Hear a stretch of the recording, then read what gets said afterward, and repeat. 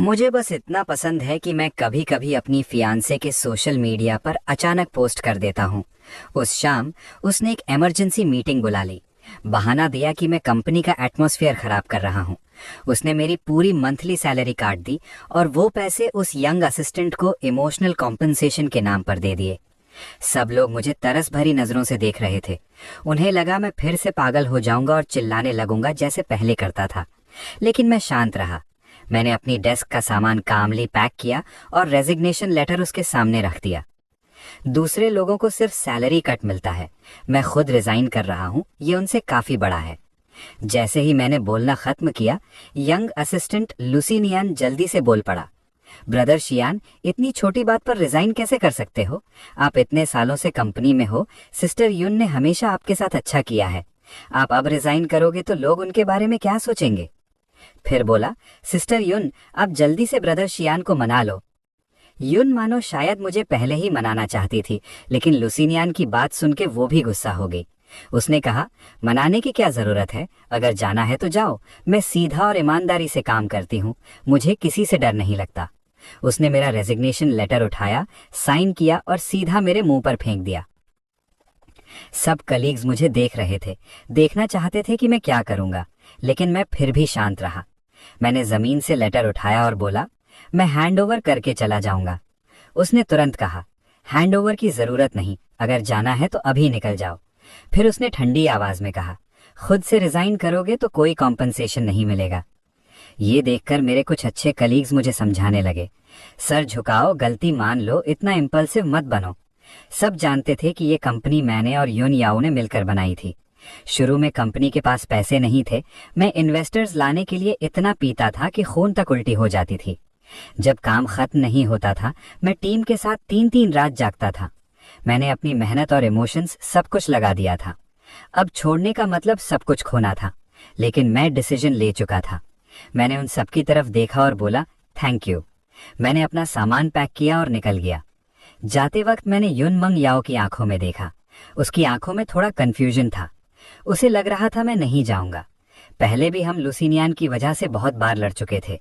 एक बार तो उसने सबके सामने मुझे डांट दिया और पूरा सार बोनस भी नहीं दिया। मैं गुस्से में रिजाइन करने वाला था, लेकिन लास्ट मोमेंट पर रुक गया।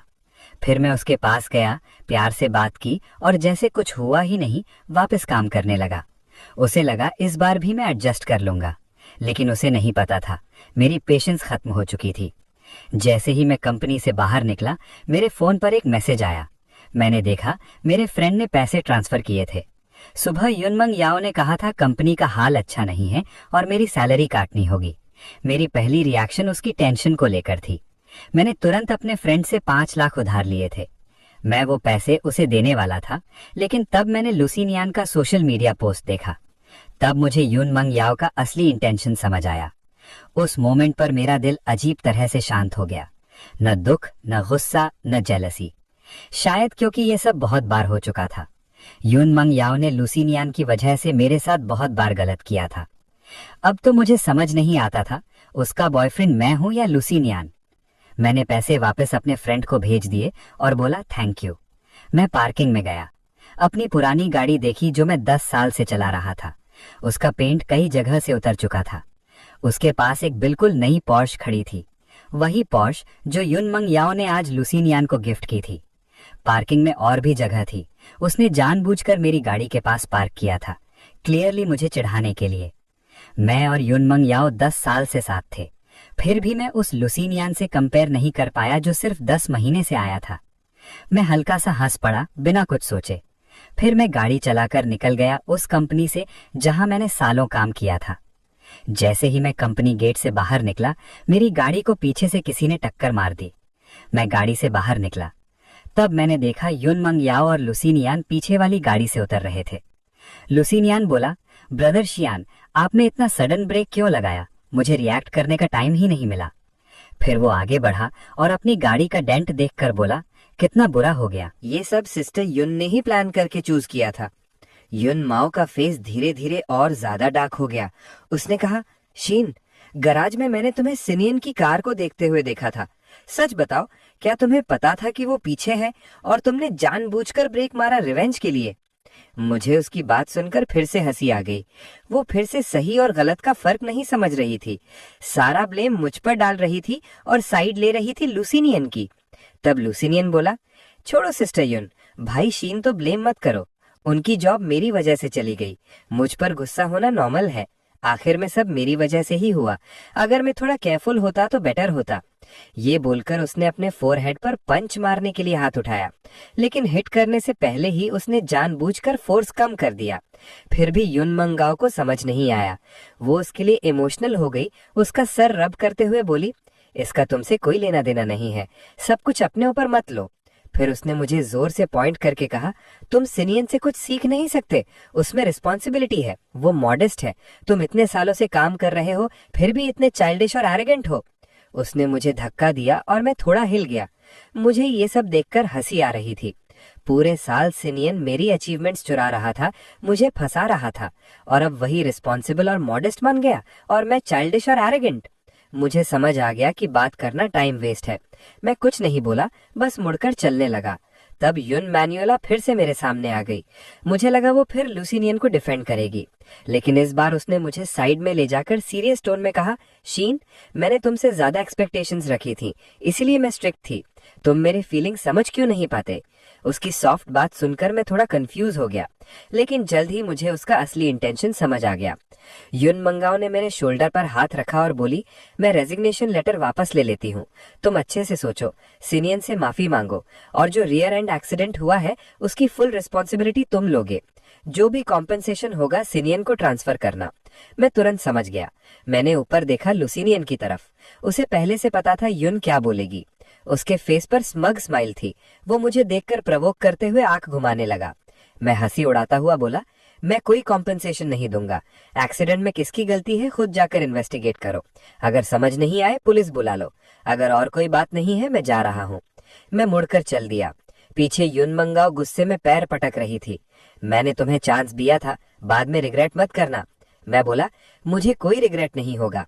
मैं कार में बैठा और अपने फ्रेंड को मैसेज भेजा, मैंने रिजाइन कर दिया, क्या मैं कल तुम्हारी कंपनी ज्वाइन कर सकता हूँ? हाफ सेकंड भी नहीं लगा, उसने तुरंत कॉल कर दिया। वो शॉक में था। सच में? और युन मैन्युआ का क्या? मेरा फ्रेंड और युन मैन्युआ एक ही टाइम पर बिजनेस स्टार्ट किए थे, लेकिन युन याओ ने जीरो से स्टार्ट किया था, जबकि मेरे फ्रेंड के पास ऑलरेडी रिसोर्सेज थे। उसकी सैलरी भी ज्यादा थी। उसे टेक्निकल टैलेंट की बहुत जरूरत थी, इसीलिए उसने मुझे ज्यादा शेयर्स और प्रॉफिट ऑफर किया था। उसने ये भी कहा था कि मैं पार्ट टाइम भी काम कर सकता हूँ। वो हमारे रिलेशनशिप के बारे में जानता था, फिर भी उसने मुझे ऑफर दिया। लेकिन युन मैन्युआ की वजह से मैंने बिना सोचे मना कर दिया था। जब मैं अपनी लाइफ की सबसे डिफिकल्ट टाइम में था, बर्फ में पड़ा हुआ, ऑलमोस्ट मरने वाला था, तब युन मैन्युआ ने मुझे पुलिस स्टेशन तक ले जाकर मेरी जान बचाई थी। मैं उसका बहुत शुक्रगुजार था। इसीलिए मैंने सब कुछ छोड़कर अपना पूरा फोकस उसकी कंपनी पर लगा दिया। हर तरीके से हेल्प की, कंपनी को धीरे धीरे ग्रो किया। लेकिन अब पीछे मुड़कर देखता हूँ, लगता है उसे कोई फर्क नहीं पड़ता था। और इतने सालों के बाद अगर हिसाब लगाओ तो उसका एहसान मैं ऑलरेडी चुका हूँ। अब मुझे खुद को और सैक्रिफाइस करने की जरूरत नहीं है।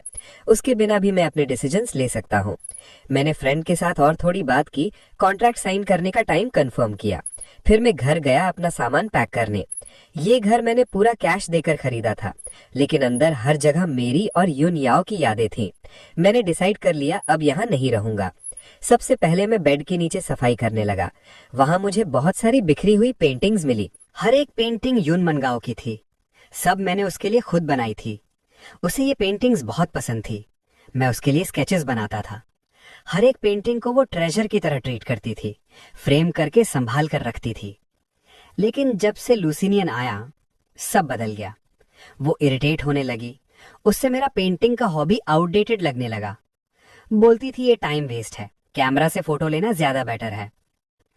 धीरे धीरे उससे मेरा उसके लिए ड्रॉ करना भी पसंद नहीं रहा, और ये पेंटिंग्स बेड के नीचे ऐसे ही फेंकी हुई थी। पेपर पीले पड़ चुके थे और उन पर बने चेहरे भी धीरे धीरे फेड हो गए थे। मैं हल्का सा कड़वा सा हंस पड़ा। फिर उन सबको बाथरूम के बेसिन में डाला। एक कोने को आग लगाई। आग ने धीरे धीरे सब पेंटिंग्स को खा लिया। आखिर में सिर्फ थोड़ी सी राख बची, बिल्कुल वैसे ही जैसे हमारा प्यार बिना पता चले जलकर खत्म हो गया हो। ये सब खत्म करने के बाद मैंने घर की बाकी बेकार चीजें भी साफ कर दी। सब कुछ खत्म करके मैं सोफा पर गिर गया। फोन उठाया और सोचा अपने फ्रेंड की कंपनी के पास रेंटल हाउस ढूंढूं। जैसे ही मैंने ऐप ओपन किया, मैंने देखा लुसिनियन ने कंपनी ग्रुप में एक फोटो पोस्ट की है। उस फोटो में वो और युन मिनगाओ साथ थे। बैकग्राउंड में आर्केड सेंटर था। युन मिनगाओ के हाथ में बहुत सारे स्टफ्ड डॉल्स थे। वो कैमरा की तरफ देखकर दिल से स्माइल कर रही थी, बिल्कुल सनशाइन जैसी ब्राइट स्माइल। मैंने उसे ऐसे हंसते हुए काफी टाइम से नहीं देखा था। पहले मैं भी उसे आर्केड ले गया था, लेकिन कॉइन्स लेने के बाद ही वो तुरंत वापस चली गई थी। उससे मेरा चाइल्डिश होना पसंद नहीं था। बोलती थी वो रोज बिजी रहती है, उसके पास मेरे साथ ऐसे यूजलेस चीजों के लिए टाइम नहीं है। मेरे साथ नहीं जा सकती थी, लेकिन लुसिनियन के साथ जा सकती थी। मैं हल्का सा हंस पड़ा। उसे चाइल्डिश चीजें पसंद नहीं थी, वो बस मुझे पसंद नहीं करती थी। ग्रुप में काफी लोग उसकी तारीफ कर रहे थे। कोई कह रहा था वो एंजल जैसी लग रही है, कोई फोटोग्राफर की तारीफ कर रहा था। कुछ लोग मजाक में बोल रहे थे, क्या तुम दोनों कोई गुड न्यूज देने वाले हो? सब जानते थे कि मैं युन मिनगाओ का बॉयफ्रेंड हूं, फिर भी वो ऐसे जोक्स कर रहे थे, क्योंकि युन याओ और कंपनी ने कभी लुसिनियन के साथ उसकी क्लोजनेस को हाइड नहीं किया। अगर पहले होता तो मैं गुस्सा हो जाता, उसे कॉल करके बोलता कि थोड़ा लिमिट में रहे। लेकिन अब मेरा मूड बिल्कुल काम था। मैंने इग्नोर किया और अपना काम करता रहा। लेकिन 2 मिनट बाद जब मैंने दोबारा देखा, ग्रुप के कुछ मैसेजेस डिलीट हो चुके थे और लुसिनियन की फोटो भी डिलीट हो गई थी। मुझे लगा युन माओ आज भी लेट आएगी, लेकिन कुछ ही देर बाद वो लुसिनियन से फोन पर बात करते हुए खुशी भरे फेस के साथ लिविंग रूम में आई। मुझे देखते ही उसका एक्सप्रेशन पहले थोड़ा गिल्टी हो गया, फिर तुरंत ठंडा और रूड हो गया। उसने आंख घुमाई, डोर बंद किया और बेडरूम में चली गई। मुझे पता था वो वेट कर रही है कि मैं उसे मनाऊं। हर बार जब कंपनी में कुछ बुरा होता था, मैं ही उसे मनाता था, उसे सॉरी बोलता था। उसकी गलती होने पर भी मैं ही माफी मांगता था। पहले मुझे लगता था मुझे ऐसा ही करना चाहिए, चाहे उसका एहसान चुकाना हो या रिलेशनशिप बचाना हो। लेकिन अब मुझे सिर्फ घिन आ रही थी। मैंने सिर झुकाकर अपना काम कंटिन्यू किया। कुछ देर बाद वो बाहर आई, फेस पर गुस्सा था। उसने पूछा, तुमने ग्रुप का मैसेज देखा? मैंने कहा, कौन सा मैसेज? मैंने जानबूझकर ऊपर नहीं देखा, लेकिन मुझे लगा उसने हल्की सी राहत की सांस ली। वो बोली, कुछ नहीं, गलती से रॉन्ग ग्रुप में वर्क मैसेज भेज दिया था। मुझे ये सब फनी लगा, लेकिन मैं एक्सपोज करने के मूड में नहीं था। बस सोचा, पता नहीं और कितनी चीजें वो लुसिनियन के साथ छुपा रही है। फिर उसने पूछा, सिन की कार ठीक हो गई, तुम्हारी कार ठीक हुई? मैंने कुछ नहीं बोला। वो फिर बोली, जैसे मुझे चांस दे रही हो। मैं समझ गया वो मुझे रास्ता दे रही है। अगर पहले होता तो मैं तुरंत समझ जाता कि वो मुझे माफ कर रही है। मैं खुशी से उसे मनाता। लेकिन अब मैंने ऊपर भी नहीं देखा, सीधी आवाज में बोला, पुरानी घिसी हुई कार है, ठीक करने लायक कुछ है ही नहीं। युन मयो का फेस सिकुड़ गया। वो बोली, इसका क्या मतलब है? मैं उसकी तरफ देखा। मुझे समझ नहीं आ रहा था वो किस बात से अपसेट है। ये कार पहले भी कई बार स्क्रैच हो चुकी है। मैंने कहा था कि मैं कार ठीक करवाना चाहता हूँ। उसने भी अभी वही बात बोली थी। मुझे लगा वो फिर से गुस्सा करेगी, लेकिन इस बार उसने सिर्फ एक गहरी सांस ली, फिर बोली, मुझे पता है तुम अभी भी कंपनी वाली बात से गुस्सा हो, लेकिन सिनियन ने रिसेंटली काफी अच्छा काम किया है। मैंने उसे कार भी इसीलिए दी ताकि वो कंपनी में बना रहे। उसकी ये बात सुनकर मुझे हंसी आ गई। लुसिनियन को स्पेशली युनियाओ ने ही हायर किया था। उसकी वर्किंग एबिलिटी बहुत ही खराब थी। इतनी मिस्टेक्स करता था कि गिनती नहीं हो सकती। छोटी मिस्टेक, इंपॉर्टेंट क्लाइंट्स के सामने मीटिंग में उन्हें प्लेन वाटर सर्व करता और खुद मिल्क टी पीता। बड़ी मिस्टेक, पार्टनर्स को कोट भेजते वक्त ओरिजिनल कॉस्ट शीट भेज दी। कंपनी का लाखों का नुकसान हो गया। उसे रखने से अच्छा तो एक डॉग रख लेते। अगर मुझे कंपनी की सच्चाई पता नहीं होती तो शायद मैं भी युन माओ की बात मान लेता। फिर युन माओ बोली, तुम मेरे बॉयफ्रेंड हो, शादी के बाद कंपनी तुम्हारी ही होगी। तुम सैलरी को लेकर इतना क्यों सोच रहे हो? उसके साथ कंपेयर क्यों कर रहे हो? शियान, जो मैं करती हूँ सब कंपनी के लिए करती हूँ। मैं नहीं चाहती लोग सोचें कि मैं तुम्हें फेवर कर रही हूँ। मुझे अंदर से पता था ये सब सिर्फ एक्सक्यूजेज है। कंपनी में सब लोग जानते थे वो मेरे साथ और लुसिनियन के साथ कैसे बिहेव करती है। जो प्रोजेक्ट्स में 3 रात जागकर कंप्लीट करता था वो इजीली लुसिनियन को दे देती थी। बस एक पीपीटी बना देने से वो उसका अचीवमेंट बन जाता था। जो क्लाइंट्स में दिनों तक मनाता था वो मेरा नाम हटाकर लुसिनियन को ले जाती, एक डिनर करवाती और कॉन्ट्रैक्ट उसका हो जाता था। ऐसे इंसिडेंट्स बहुत बार हुए। धीरे धीरे सब लोग समझने लगे कि युन याओ लुसिनियन को ज्यादा इंपॉर्टेंस देती है। उन्हें लगने लगा कि वो मुझे पसंद नहीं करती। मुझे कंपनी में काफी लोगों से ठंडी नजरें और बुलिंग भी मिलती थी। वो सब देखती थी लेकिन इग्नोर करती थी। मैंने कुछ एक्सप्लेन करना जरूरी नहीं समझा क्योंकि मेरी हर बात को वो एक्सक्यूज बोल देती थी। मैंने सीधा बोला, मुझे ये सब बताने की जरूरत नहीं है। अब मेरा कंपनी से कोई रिलेशन नहीं है, तुम जो चाहो करो। युनमाओ कुछ देर चुप रही, फिर उसने साय लिया। वो मेरे पास आई, टिपटो पर खड़ी हुई और अपने हाथ मेरे गले के अराउंड डाल दिए। फिर बोली, सच बताऊं तो मेरा थोड़ा सेल्फिश मोटिव भी था। मैं चाहती थी तुम थोड़ा रेस्ट करो, तुम हमारी शादी के बारे में सोच सकते हो। फिर उसने स्माइल के साथ पूछा, तुम मुझे कब प्रपोज करने वाले हो? मुझे ये सुनकर कुछ फील नहीं हुआ। मैं पहले ही उससे कई बार प्रपोज कर चुका था। हर बार उसने मना कर दिया और जब भी हम लड़ते थे वो शादी की बात करके मुझे मना लेती थी। कभी कभी मुझे लगता था मैं उसका बॉयफ्रेंड नहीं बल्कि एक डॉग हूं जिसे वो कंट्रोल करती है। मैंने कुछ नहीं बोला। वो फिर मजाक में मेरी चिन पकड़कर बोली, अब गुस्सा मत हो, एक बार स्माइल कर दो ना। फिर वो मुझे किस करने के लिए आगे बढ़ी, लेकिन मुझे उससे लुसीलेन का परफ्यूम स्मेल आया। मुझे तुरंत उल्टी जैसा फील हुआ। मैंने उसे जोर से डोर पुश कर दिया। डिस्गस्ट के साथ भौहें चढ़ाईं और तुरंत वेट वाइप से अपने हाथ साफ किए। यून याओ बिल्कुल शॉक हो गई, जैसे बिजली गिर गई हो। वो वहीं खड़ी रह गई और बोली, तुम्हें मुझसे घृणा रही है? मैंने सीधा बोला, मुझे बाहर जाना है, तुम पहले जाकर कपड़े चेंज करो। ये बोलकर मैं सीधा रूम की तरफ चला गया। वो मेरे पीछे आने लगी। मैंने बिना हेजिटेट किए डोर बंद किया और लॉक कर दिया। बाहर से वो चिल्लाई, तुम इस बात का रिग्रेट मत करना। वो सच में गुस्से में थी। उसने जोर से डोर को किक किया और फिर घर से चली गई। जब मैं रूम से बाहर आया, लिविंग रूम खाली था। कंपनी ग्रुप में युन माओ ने मैसेज भेजा, मैं सबको खाने के लिए इनवाइट कर रही हूँ, कौन कौन आएगा? ग्रुप में बिल्कुल साइलेंस था। सिर्फ लुसीनियन ने 3 हैप्पी इमोजीज भेजे।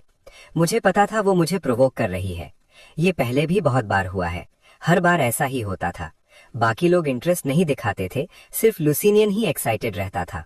अगर पहले होता तो मैं जेलस हो जाता और उनके साथ चला जाता, फिर वो लोग मेरा मजाक उड़ाते।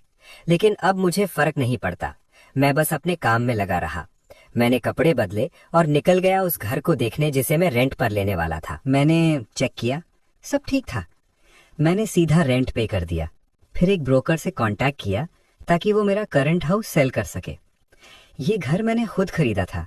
डेकोरेशन भी मैंने ही करवाया था, पहले भी और बाद में भी। लेकिन हाउस ओनरशिप सर्टिफिकेट पर उस वक्त मैंने यूनियाओ का नाम लिख दिया था। तब हम दोनों के पास ज्यादा पैसे नहीं थे। मैं उसे सिक्योरिटी फील करवाना चाहता था, इसलिए मैंने अपनी सारी सेविंग्स यूज करके ये घर लिया। अब कंपनी इतनी बड़ी हो चुकी है, ये घर शायद यूनियाओ के लिए अब इम्पोर्टेंट भी नहीं है। ब्रोकर ने मुझे कहा, घर बेचने के लिए यूनियाओ का प्रेजेंट होना जरूरी है। अगर वो नहीं आ सकती तो पावर ऑफ अटर्नी साइन करना पड़ेगा। मुझे फिर से उससे कांटेक्ट करना पड़ा। मैंने मैसेज भेजा, लेकिन चैट विंडो में रेड एक्सक्लेमेशन मार्क आ गया। उसने मुझे ब्लॉक कर दिया था। पहले भी ऐसा होता था, जब भी हमारी फाइट ज्यादा बढ़ जाती थी वो गुस्से में मुझे ब्लॉक करके घर छोड़कर चली जाती थी। मैं उसकी सेफ्टी को लेकर टेंशन में रहता था। कभी दूसरे लोगों का फोन यूज करके उससे कॉल करता, उससे रिक्वेस्ट करता कि मुझे अनब्लॉक करे, और वो दूसरी तरफ से एरोगेंट टोन में पूछती, तुम्हें अपनी गलती समझ आई? आज सोचता हूं उसे मनाने के लिए मैंने कितनी बार अपने दिल के खिलाफ बातें बोली। थोड़ा सोचने के बाद मैंने फिर भी उससे कॉल किया। मैंने कहा, आज रात घर आ जाओ, मुझे तुमसे कुछ बात करनी है। वो ठंडी आवाज में बोली, क्या बात? मैं बहुत बिजी हूं। मैंने हल्की सी सांस ली और बोला, ठीक है, घर आकर बात करते हैं। वो ठंडी हंसी हंसी और बोली, जब चाहे मुझे पुश कर देते हो और जब चाहे बुला लेते हो। मैं तुम्हारी क्या लगती हूँ? क्या मैं तुम्हारी कर्जदार हूँ? ये तुम्हारा माफी मांगने का तरीका है या मैं तुम्हारे लिए ज्यादा ही अच्छी रही हूँ? उसके ताने सुनकर जैसे पहले करता था वैसे ही मैंने धीरे से बोला, सॉरी, मेरी गलती थी। वैसे भी मैं पहले ही बहुत बार झूठी माफी मांग चुका था, एक और सही। और इस बार ये माफी एक घर के बदले थी। घर मेरा था, लेकिन अगर यूनियाओ साइन करने से मना करती तो मैं इसे बेच नहीं सकता था। चाहे मेरे पास पेमेंट प्रूफ भी हो, फिर भी केस करना पड़ता। वो प्रॉब्लम क्रिएट कर सकती थी, लेकिन मैं नहीं कर सकता था। जैसे ही उसने मेरी अपॉलजी सुनी, उसकी आवाज थोड़ी सॉफ्ट हो गई। वो बोली, वेट करो, मैं आती हूँ, और कॉल कट कर दिया। मेरा दिल बिल्कुल शांत था। मैंने घर को वेबसाइट पर लिस्ट कर दिया, थोड़ा प्राइस भी कम रखा ताकि जल्दी सेल हो जाए। सब काम फिनिश करके मैंने अपने फ्रेंड को कांटेक्ट किया कॉन्ट्रैक्ट साइन करने के लिए। वो बहुत एक्साइटेड हो गया, बार बार पूछ रहा था कहीं तुम सपना तो नहीं देख रहे। उसने मेरे लिए सेलिब्रेशन पार्टी भी अरेंज की। मैं पहले घर जल्दी जाना चाहता था, लेकिन फिर सोचा यूनमेन जो कब आएगी पता नहीं, घर जाकर भी क्या करूंगा। तो मैंने पार्टी के लिए हाँ कर दी। 3 राउंड ड्रिंक्स के बाद मैं वॉशरूम गया। तब मैंने पास वाले प्राइवेट रूम से एक फेमिलियर आवाज सुनी। मैं रुक गया। दरवाजे के छोटे गैप से अंदर देखा, यूनमेन जो लुसिनियान के चेस्ट पर झुककर खड़ी थी। पता नहीं वो दोनों क्या बात कर रहे थे, लेकिन यूनमेन जाओ बहुत खुश लग रही थी। तभी लुसिनियान ने मौका देखकर उसके लिप्स पर किस कर लिया। युनमाओ 1 सेकंड के लिए शॉक हुई, लेकिन उसने उसे पुश नहीं किया।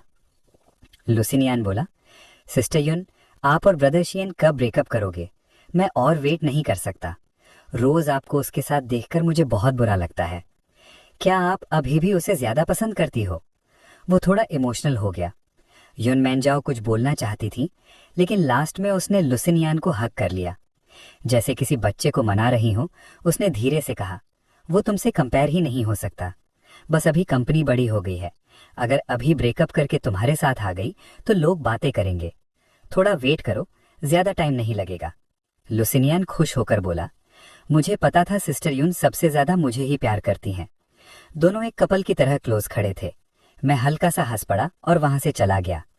मैं वापस अपने रूम में गया और ड्रिंक्स लिए। फिर सब लोग पुरानी बातें याद करके बात करते रहे। सुबह होने तक पार्टी चली और फिर सब पार्किंग गैराज में जाकर खत्म हुई। मेरा फ्रेंड अचानक मुझे एक फुल्ली लोडेड पोर्श के पास ले गया। उसने पूछा, पसंद आई? मुझे कुछ समझ नहीं आया। मैंने बस हाँ में सर हिला दिया। मुझे लगा ये उसकी नई कार है। मैं उसकी तारीफ करने ही वाला था, तभी उसने अचानक कार की कीज मेरे हाथ में दे दी। ये तुम्हारे लिए गिफ्ट है। वो आंख मार के बोला, तुम्हारी कार इतनी पुरानी हो गई है, मैं काफी टाइम से देख रहा था, इसलिए तुम्हारे लिए नई ले ली।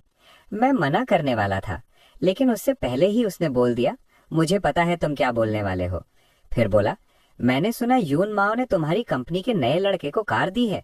इतनी खराब स्किल वाले बंदे को लग्जरी कार मिल रही है, तो तुम उससे कम कैसे हो सकते हो?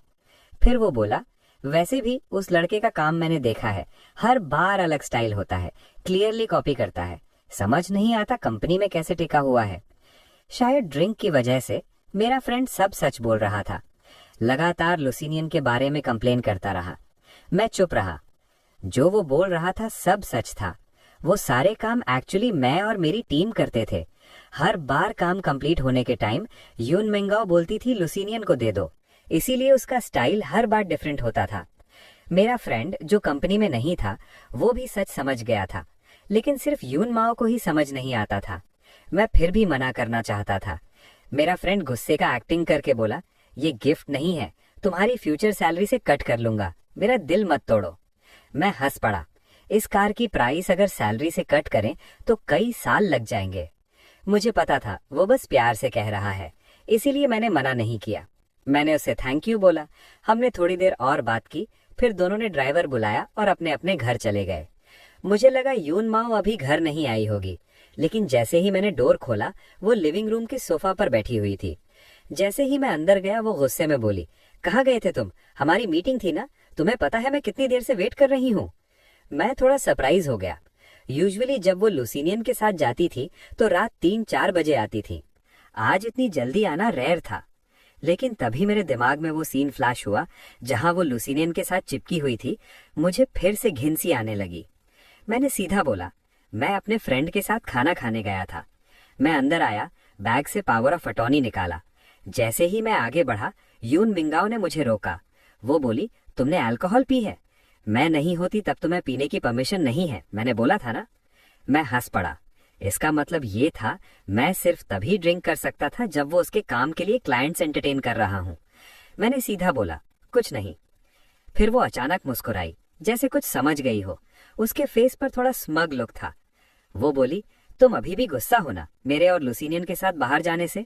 तुम्हें पसंद नहीं कि मैं उसके साथ अकेले जाऊं? सीधा बोल दो, इसके लिए इतना पीना जरूरी था? मैंने ठंडा सा जवाब दिया, तुम ज्यादा सोच रही हो, मेरा पीना तुमसे रिलेटेड नहीं है। मैं चेयर पर बैठ गया और उसे हाउस सेल का पावर ऑफ अटॉर्नी दिया। मैंने कहा, ये देख लो। वो देखकर बोली, ये क्या है? Commitment letter? फिर स्मग टोन में बोली, मैं पहले ही बता देती हूँ, अब माफी मांगने का कोई फायदा नहीं। मैं आज आफ्टरनून वाली बात से बहुत गुस्सा हूँ। ये छोटी ट्रिक्स यूज करके मुझे मना नहीं सकते। उसकी बात सुनकर मुझे अंदर से हंसी आ रही थी। पहले मैं उसे मनाने के लिए क्या क्या करता था। कमिटमेंट लेटर्स लिखता था, अपनी सेल्फ रिस्पेक्ट तक उसके सामने छोड़ देता था। लेकिन अब ऐसा कुछ नहीं होगा। मैंने कामली बोला, ये कमिटमेंट लेटर नहीं है, एक सरप्राइज है। ये सुनकर वो क्यूरियस हो गई। जैसे ही वो डॉक्यूमेंट खोलने वाली थी तभी उसका फोन बज गया। कॉलर देखते ही उसकी आंखों में चमक आ गई। वो बोली, 1 मिनट, ये कॉल लेती हूँ। उसने फोन उठाया। दूसरी साइड से लुसिनियन की आवाज आई, सिस्टर यून, मैंने गलती से किसी को गाड़ी से हिट कर दिया, मैं बहुत डर गया हूँ। यून माओ का फेस तुरंत सीरियस हो गया। वो बोली, लोकेशन भेजो, मैं अभी आ रही हूँ। वो तुरंत उठकर जाने लगी, मुझे इग्नोर करके।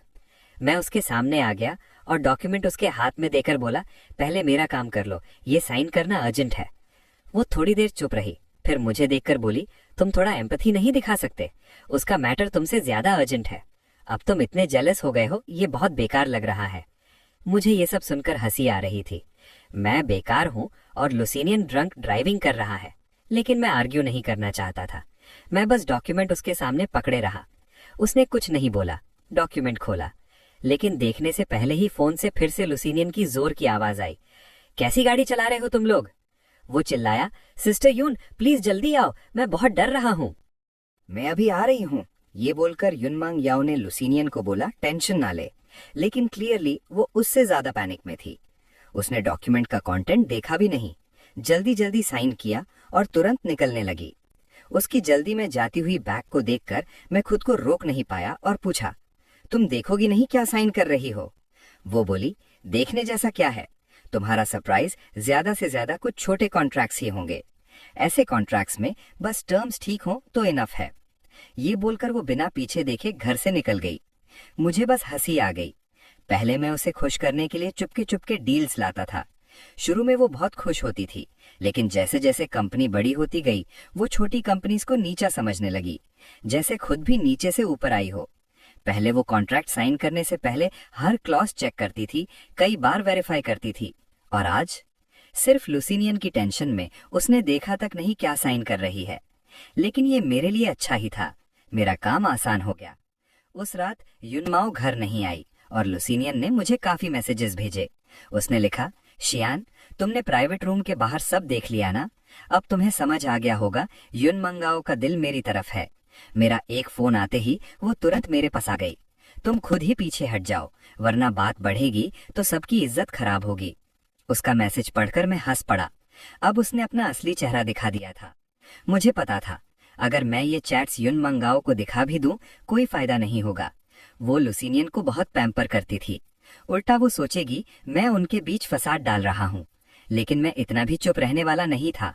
मैंने रिप्लाई किया, कॉन्ग्रेचुलेशंस। अगर कभी युनमाओ तुमसे बोर हो जाए तो समझ लेना कब पीछे हटना है। मुझे पता था ये लाइन उसे हर्ट करेगी, और हुआ भी वही। मैसेज भेजते ही वो तुरंत चुप हो गया। मैंने भी ज्यादा नहीं सोचा और सो गया। अगली सुबह मैंने signed power of attorney broker को भेज दिया। उसी दिन आफ्टरनून में लोग घर देखने आए। एक बायर को घर बहुत पसंद आया। लोकेशन, लेआउट, प्राइस सब परफेक्ट लगा। बस एक डाउट था, इतना अच्छा घर इतनी कम प्राइस में क्यों बेच रहे हो, कोई प्रॉब्लम है क्या? वो थोड़ा कॉशियस था। मैंने सीधा बोला, ये घर मैंने पहले अपनी फियांसे के साथ लिया था, लेकिन अब एंगेजमेंट खत्म हो गई है। वो समझ गया। उसने कहा, घर और डेकोरेशन देखकर लग रहा है किसी लड़की का टेस्ट है। बेच देना ही सही है, वरना यादें तकलीफ देती हैं। मैंने कुछ नहीं बोला। युनमांगाओ घर को लेकर बहुत पिकी थी। उसके लिए परफेक्ट घर ढूंढने में मैंने 3 महीने लगा दिए थे। 100 घर देखे थे, तब ये चूज किया। फर्नीचर भी उसकी पसंद का था। अब मुझे समझ आया मेरी पूरी लाइफ उसके अराउंड ही घूम रही थी। बायर ने तुरंत डिसीजन ले लिया।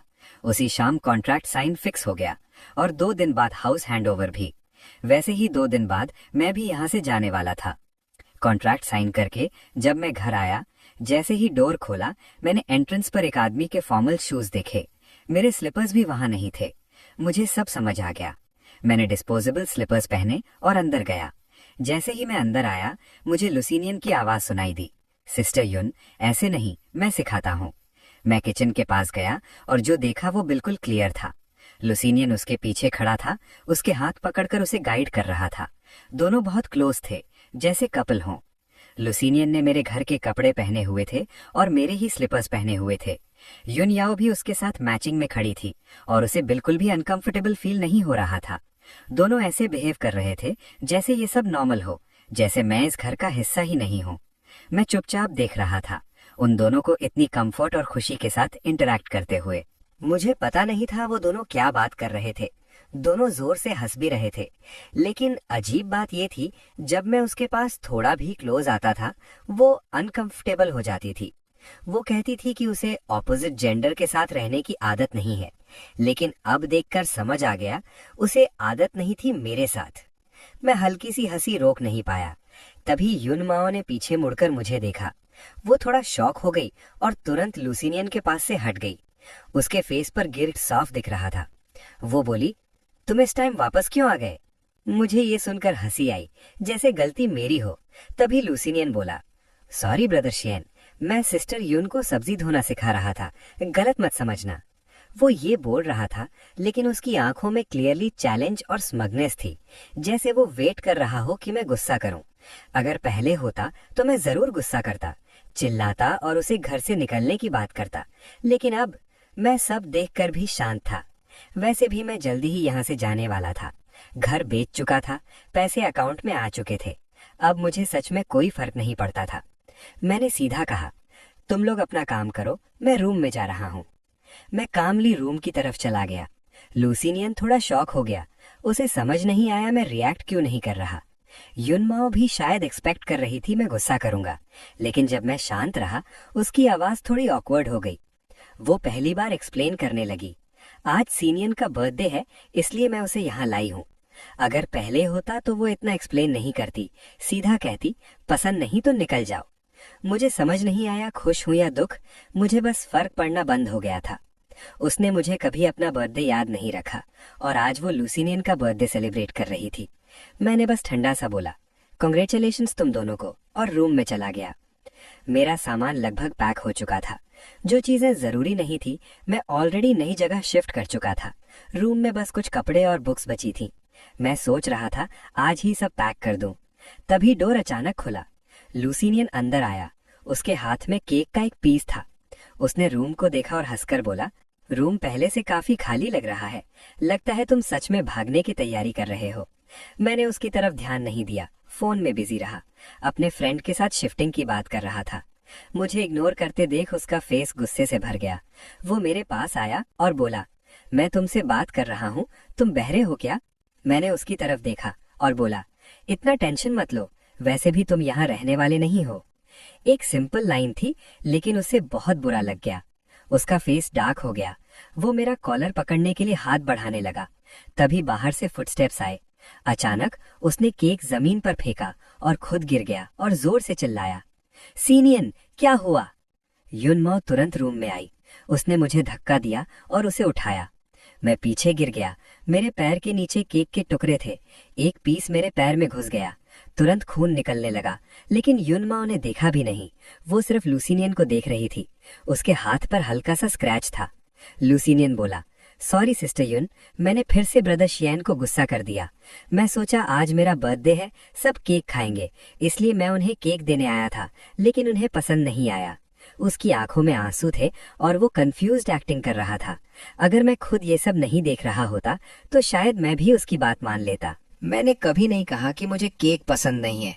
उल्टा शायद इसलिए क्योंकि मुझे बर्थडे केक खाने का चांस कम मिलता था, इसलिए मुझे केक बहुत पसंद था।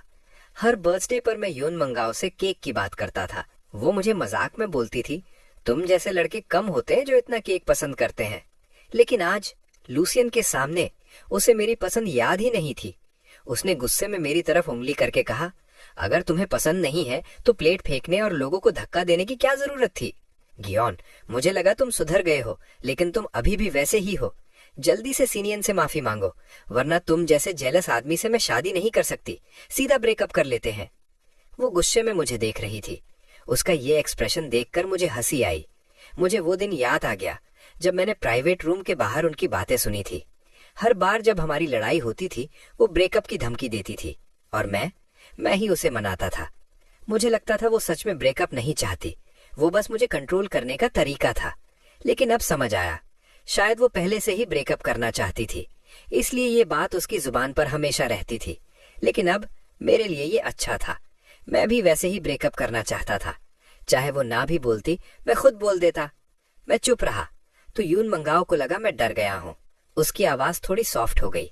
वो बोली, गियोन, तुम थोड़े अजीब बिहेव कर रहे हो, शायद शादी की तैयारी कर रहे हो। मुझे पता है तुम ब्रेकअप नहीं चाहते। वो अपनी बात पूरी करती उससे पहले ही मैंने उसे रोक दिया। मैंने ठंडी आवाज में बोला, जरूरत नहीं, मैं ब्रेकअप के लिए रेडी हूँ। ये सुनकर उसका फेस फ्रीज हो गया, उसकी आंखें शॉक से भर गईं। वो बोली, तुमने क्या कहा? तुम सच में ब्रेकअप चाहते हो? मैंने कामली बोला, हाँ। मुझे लगा ये उसके लिए अच्छा होगा, वो खुश होगी। लेकिन उसकी आवाज में खुशी नहीं थी, सिर्फ शौक और गुस्सा था। वो बोली, गियोन, तुम पागल हो गए हो क्या? इतनी छोटी बात पर ब्रेकअप? वो समझ नहीं पा रही थी ये वही चीज थी जो वो खुद चाहती थी, फिर भी वो रिएक्ट ऐसे कर रही थी। तब लूसियन ने धीरे से उसका हाथ पकड़ा और बोला, सिस्टर यून, अगर ब्रदर शैन खुद ब्रेकअप करना चाहते हैं तो रहने दो। लेकिन उसकी बात खत्म होने से पहले यून मंगाओ गुस्से में चिल्लाई, चुप रहो, ये हमारे बीच की बात है, तुम बीच में मत बोलो। शायद पहली बार उसने लूसियन से इतने गुस्से में बात की। लूसियन तुरंत चुप हो गया, उसके चेहरे पर शॉक था। यून माओ को भी रियलाइज हुआ।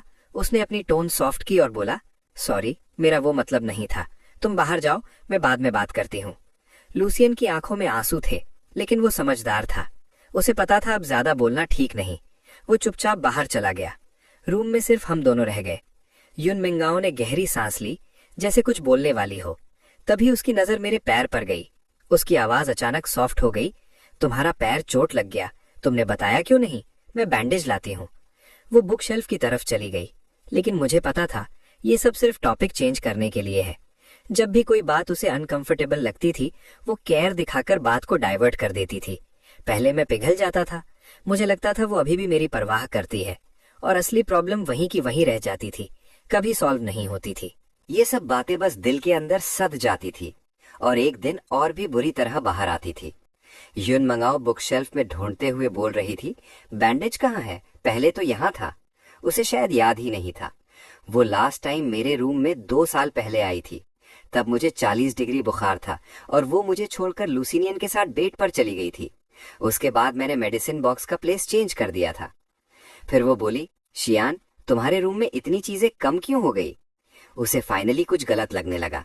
मैंने सीधा बोला, मैंने घर बेच दिया है, बायर मिल गया है, 2 दिन बाद हैंडओवर है, कल तुम भी अपना सामान शिफ्ट कर लेना। वो थोड़ा शॉक हो गई, गुस्सा होने वाली थी, लेकिन फिर अचानक हंस पड़ी। मजाक मत करो, इस घर में मेरा भी हिस्सा है, मेरे साइन के बिना कैसे बेच दिया? गुशियान, मुझे पता है तुम गुस्से में हो, चलो सिनियन को भेज देती हूँ, तुम शांत हो जाओ। वो मेरी बात पर बिलीव ही नहीं कर रही थी। मैंने टेबल से कॉन्ट्रैक्ट उठाया और उसके हाथ में दे दिया। लास्ट पेज पर उसका साइन था, पावर ऑफ अटर्नी। ब्रोकर ने बोला था ये इनफ है। मैंने बोला, याद है जब लूसिनियन ने ड्रंक ड्राइविंग की थी तब तुमने साइन किया था? अगर याद नहीं भी है तो भी ये लीगली वैलिड है। यून मंगाओ ने कॉन्ट्रैक्ट लिया, लास्ट पेज देखा और तुरंत उसका बॉडी स्टिफ हो गया। 1 सेकंड के लिए रुक गई, फिर अचानक चिल्लाई, मेरे बिना परमिशन के तुमने घर बेच दिया? मैं हंस पड़ा। मैंने कहा, मैं कंपनी का कोई शेयर नहीं ले रहा, लेकिन ये घर मैंने अपने पैसे से खरीदा था, तो इस पर डिसीजन लेना मेरा राइट है। वैसे भी तुमने लूसिनियन के लिए नया घर ले लिया है, तुम होमलेस नहीं हो। इमोशन और लॉजिक दोनों से मेरा घर बेचना गलत नहीं है। वो चुप हो गई, उसका फेस पेल हो गया।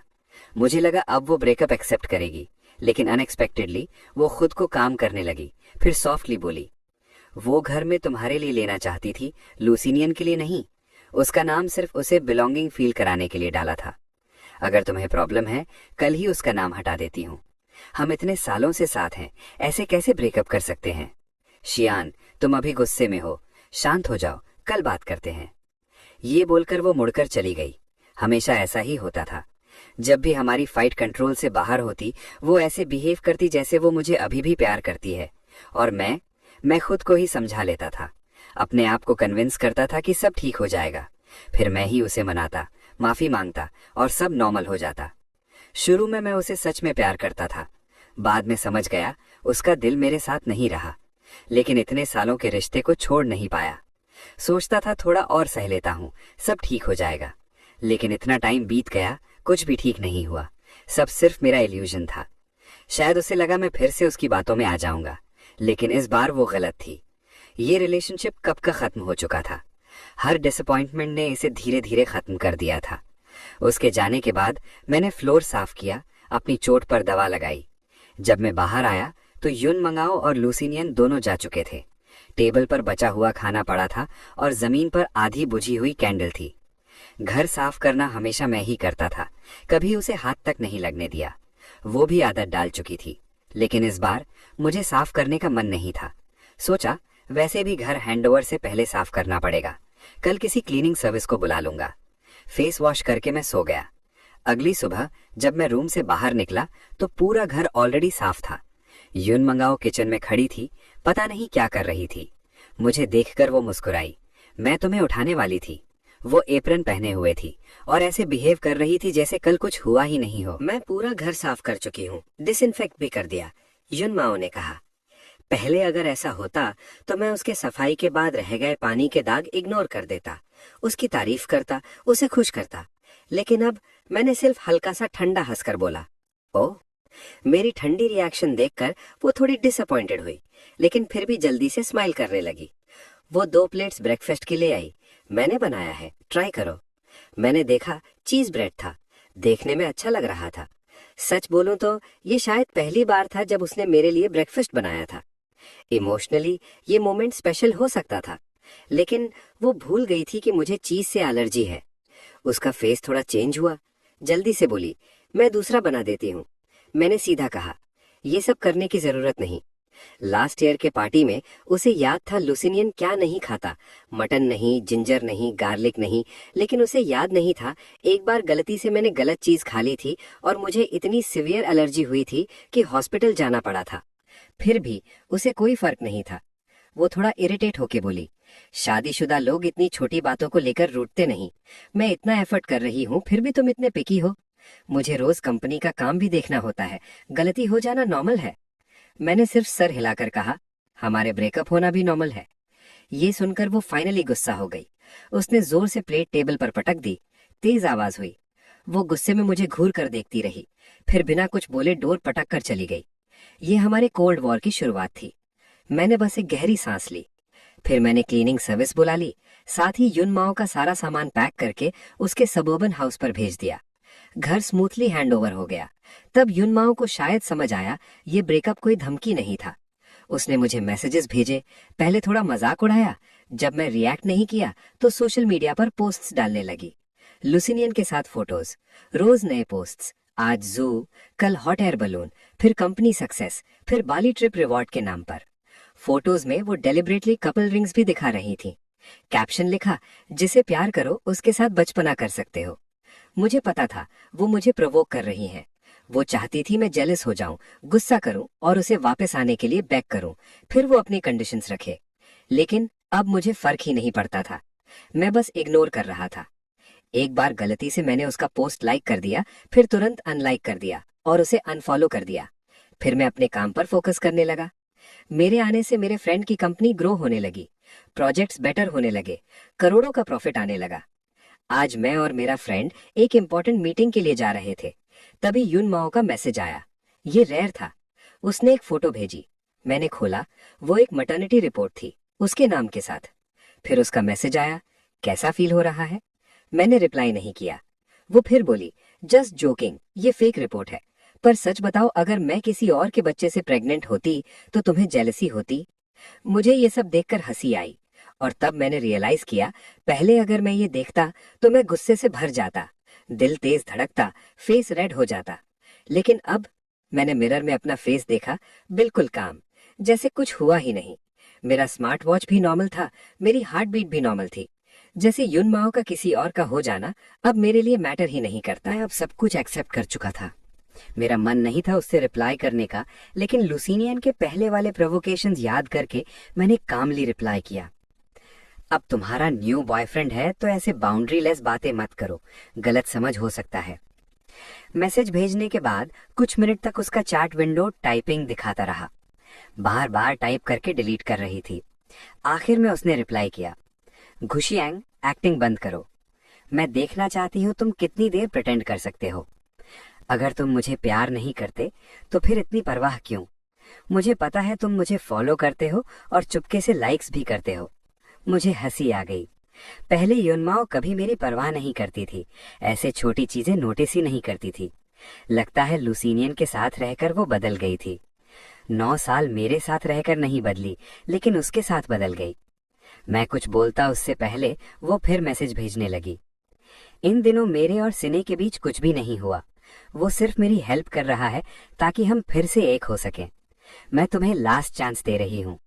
मैंने हल्की सी हंसी के साथ रिप्लाई किया, जरूरत नहीं, और चैट खत्म कर दिया। शायद वो अभी भी सोच रही थी मैं वापस आ जाऊंगा, लेकिन वक्त के साथ उसे समझ आ जाएगा मैं सच में उससे ब्रेकअप कर चुका था। और मुझे ये भी पता था वो मुझे वापस पाने की कोशिश प्यार से नहीं कर रही, बल्कि लोग क्या कहेंगे इस डर से कर रही है। अगर सच बाहर आ गया कि वो लुसीनियन के लिए मुझे छोड़ रही है तो लोग उसे जज करेंगे। लेकिन अब मुझे कोई फर्क नहीं पड़ता था। मैं सिर्फ अपने करियर पर फोकस कर रहा था। उसी शाम मैं और मेरा फ्रेंड एक इम्पोर्टेंट प्रोजेक्ट डील फाइनलाइज करने गए। डील स्मूथली हो गई। मेरा फ्रेंड बहुत खुश था। उसने मुझे और भी बड़े बड़े बिजनेस लोगों से मिलवाया। एक मीटिंग में उसने सबके सामने मुझे अपना पार्टनर इंट्रोड्यूस किया। सब लोग मुझे रिस्पेक्ट देने लगे। मुझे थोड़ा सरप्राइज हुआ। पहले जब मैं युनमाओ के साथ ऐसे मीटिंग्स में जाता था, वो मुझे पार्टनर नहीं, एक एम्प्लॉय जैसा ट्रीट करती थी, जैसे मुझे कुछ समझ ही नहीं आता। धीरे धीरे लोग भी मुझे रिस्पेक्ट देना बंद कर दिए थे। कभी कभी तो मुझे छोटे काम भी बोल देते थे। मैं उसे ब्लेम नहीं कर सकता, गलती मेरी भी थी। मैंने ही उसे इतना इम्पोर्टेंस दिया था। 3 राउंड ड्रिंक्स के बाद सब लोग और फ्रेंडली हो गए। तब एक बॉस ने मुझे साइड में ले जाकर पूछा, शियन, तुमने किसी को ऑफेंड किया है क्या? मैंने देखा तुम्हारा नाम इंडस्ट्री ब्लैकलिस्ट में है। मुझे शॉक लगा। उसने अपनी लिस्ट दिखाई। मेरा नाम और फोटो क्लियरली था। रीजन लिखा था, मैनेजमेंट फॉलो नहीं करता, टीम के साथ कोऑपरेट नहीं करता, जेलस नेचर, बैड कैरेक्टर। मुझे तुरंत समझ आ गया ये किसने किया है। बॉस ने कहा, मुझे पता है तुम ऐसे नहीं हो, किसी ने तुम्हारे साथ खेल खेला है। चिंता मत करो, मैं अभी डिलीट करता हूँ। उसने तुरंत मेरा नाम लिस्ट से हटा दिया। मैंने उसका थैंक यू किया। दिल में हल्की सी कड़वी हंसी आई। सोचा, अगर मेरे पास फ्रेंड का सपोर्ट नहीं होता तो मेरा करियर खत्म हो सकता था। पार्टी खत्म होने के बाद मैं और मेरा फ्रेंड सबको कार तक छोड़ने लगे। वो अपनी गर्लफ्रेंड से कॉल करने चला गया। मैं होटल के बाहर खड़ा था, ड्राइवर का वेट कर रहा था। तभी पीछे से आवाज आई, ब्रदर शियन, तुम यहाँ क्या कर रहे हो? मैंने मुड़कर देखा। वहां लुसीनियन और युनमाओ खड़े थे। लुसीनियन ने उसकी कमर पकड़ी हुई थी। दोनों एक कपल की तरह क्लोज थे। मुझे देखकर लुसीनियन हंस पड़ा। फिर युन से बोला, सिस्टर युन, लगता है ब्रदर शियन तुमसे मिलने आए हैं। मैं थोड़ी देर के लिए चला जाता हूँ। वो जैसे जाने का एक्टिंग कर रहा था, लेकिन क्लियरली उसका कोई इंटेंशन नहीं था। युन ने तुरंत उसे रोक लिया और उसके सीने से लग गई, जैसे मुझे दिखा रही हो उनका क्लोजनेस। फिर बोली, वो आउटसाइडर नहीं है। युनमाओ ने कहा, वो क्यों अवॉइड करे? फिर उसने मुझे स्मग लुक से देखा और बोली, तुमने ही तो कहा था तुम्हें चांस नहीं चाहिए, अब यहाँ क्या कर रहे हो? मैं अभी बता रही हूँ, अब बहुत लेट हो चुका है। गुशियान, तुम्हारे चांसेस खत्म हो चुके हैं। उसका एटीट्यूड एरोगेंट था और लुशियान के सामने उसका बिहेवियर बिल्कुल अलग था। मुझे पता था वो गलत समझ रही है, फिर भी मैंने कामली एक्सप्लेन किया, मैं अपने फ्रेंड के साथ खाना खाने आया था, अब निकल रहा हूँ। जैसे ही मैंने ये बोला, लुशियान जोर से हंस पड़ा। सॉरी ब्रदर शियान, मैं रोक नहीं पा रहा, पर सोचा नहीं था तुम इतने एक्स्ट्रावेगेंट हो जाओगे। अभी जॉब भी नहीं है और इतने बड़े होटल में खाना। उसकी बात का मतलब क्लियर था, वो मुझे झूठा और शो ऑफ बोल रहा था। युनमांग याओ ने मुझे देखा, उसकी आंखों में डिस्गस्ट और बढ़ गया। गुशियान, मुझे उम्मीद नहीं थी तुम ऐसे बन जाओगे। मैंने कुछ एक्सप्लेन नहीं किया, मुझे पता था वो बिलीव नहीं करेगी। चुप रहना ही बेटर था। मेरी साइलेंस देखकर उसे लगा मैं गिल्टी हूँ। वो ठंडी हंसी के साथ बोली, अब समझ आ रहा है ना लाइफ कितनी मुश्किल है, अब रिग्रेट हो रहा है? मुझे हंसी आ गई। उसे अभी तक पता ही नहीं था मैं ऑलरेडी अपने फ्रेंड की कंपनी ज्वाइन कर चुका हूँ। मैं कुछ बोलने वाला था, तभी वो फिर बोली, मैं तुम्हें माफ नहीं करना चाहती थी, लेकिन हम इतने सालों से साथ हैं, मुझे तुमसे बिल्कुल फीलिंग्स नहीं है, ऐसा भी नहीं है। तुम इतनी दूर मेरे पास आए हो, इसलिए मैं तुम्हें एक और चांस देती हूँ। अब तुम अच्छा बिहेव करना। ये सुनकर मैं थोड़ा आईब्रो रेस किया और लूशियान की तरफ देखा। उसके फेस पर क्लियरली पैनिक था। शायद उसने ये एक्सपेक्ट नहीं किया था। वो धीरे से बोला, सिस्टर यून, अब अच्छे से सोच लो। लेकिन यून माओ ने उसकी बात इग्नोर कर दी। फिर मुझे देखकर बोली, सुना तुमने? बहुत लोग मुझे बोलते हैं तुमसे रिकंसाइल मत करो, कहते हैं तुम मेरे लायक नहीं रहे। तुम्हें पता है कितने लोग मुझे रोज बोलते थे तुमसे ब्रेकअप करने के लिए? अगर मैं बार बार तुम्हें माफ नहीं करती तो कब का खत्म हो गया होता। मुझे समझ नहीं आता तुम्हें क्या हो गया है। किसने तुम्हें इन्फ्लुएंस किया कि तुम खुद ब्रेकअप करने लगे? सबको पता है तुम कितने खुश थे, सिर्फ तुम्हें ही उसकी वैल्यू नहीं पता। वो लगातार बोलती जा रही थी। मैं कुछ बोलने ही वाला था, तभी मेरे फ्रेंड की आवाज आई, शियान, ये कौन लोग हैं? मेरा फ्रेंड आ गया। मैंने अंदर से रिलीफ फील किया। मैंने कहा, पुराने कलीग्स हैं, यहाँ मिल गए। पहले यूनमाओ मुझे कभी अपना बॉयफ्रेंड इंट्रोड्यूस नहीं करती थी, हमेशा कहती थी मैं उसका कलीग हूँ। मुझे लगा वो खुश होगी, लेकिन उसका फेस और डार्क हो गया। मैंने इग्नोर किया और इंट्रोड्यूस किया, ये मेरा फ्रेंड है, मैं इसी के साथ खाना खाने आया था। यूनमाओ का एक्सप्रेशन और खराब हो गया। तब लूशियन हंसकर बोला, अच्छा, तो सच में आपका फ्रेंड है जो आपको यहाँ खिलाने लाया? लगता है आपका फ्रेंड काफी रिच है, काम क्या करता है? मेरा फ्रेंड थोड़ा इरिटेट हो गया। उसने धीरे से मुझे बोला, ये बंदा इतना अजीब क्यों बात कर रहा है? मैं हल्का सा हंसकर बोला, छोड़ो, आदत हो जाएगी। मेरा फ्रेंड फिर कामली बोला, बस छोटा मोटा बिजनेस करता हूँ, कोई बड़ी बात नहीं। ये सुनकर लूशियन और ज्यादा स्मग हो गया। वो हंसकर बोला, आजकल बिजनेस करना आसान नहीं है, खून पसीने की कमाई है, ऐसे वेस्ट नहीं करनी चाहिए। मेरे फ्रेंड ने उसकी बात समझ ली, लेकिन उसने कुछ रिप्लाई नहीं किया। मेरे फ्रेंड ने उसका जवाब नहीं दिया। वो धीरे से मुझे बोला, क्या सीन है, तुम्हारा इस बंदे से कुछ प्रॉब्लम है? मैंने छुपाया नहीं, धीरे से बोला, जो लड़की उसके पास है वो मेरी एक्स गर्लफ्रेंड है। मेरा फ्रेंड पहले से सब जानता था, कैसे मैंने यूनमाओ के साथ स्ट्रगल करके कंपनी बनाई और ब्रेकअप का रीजन भी।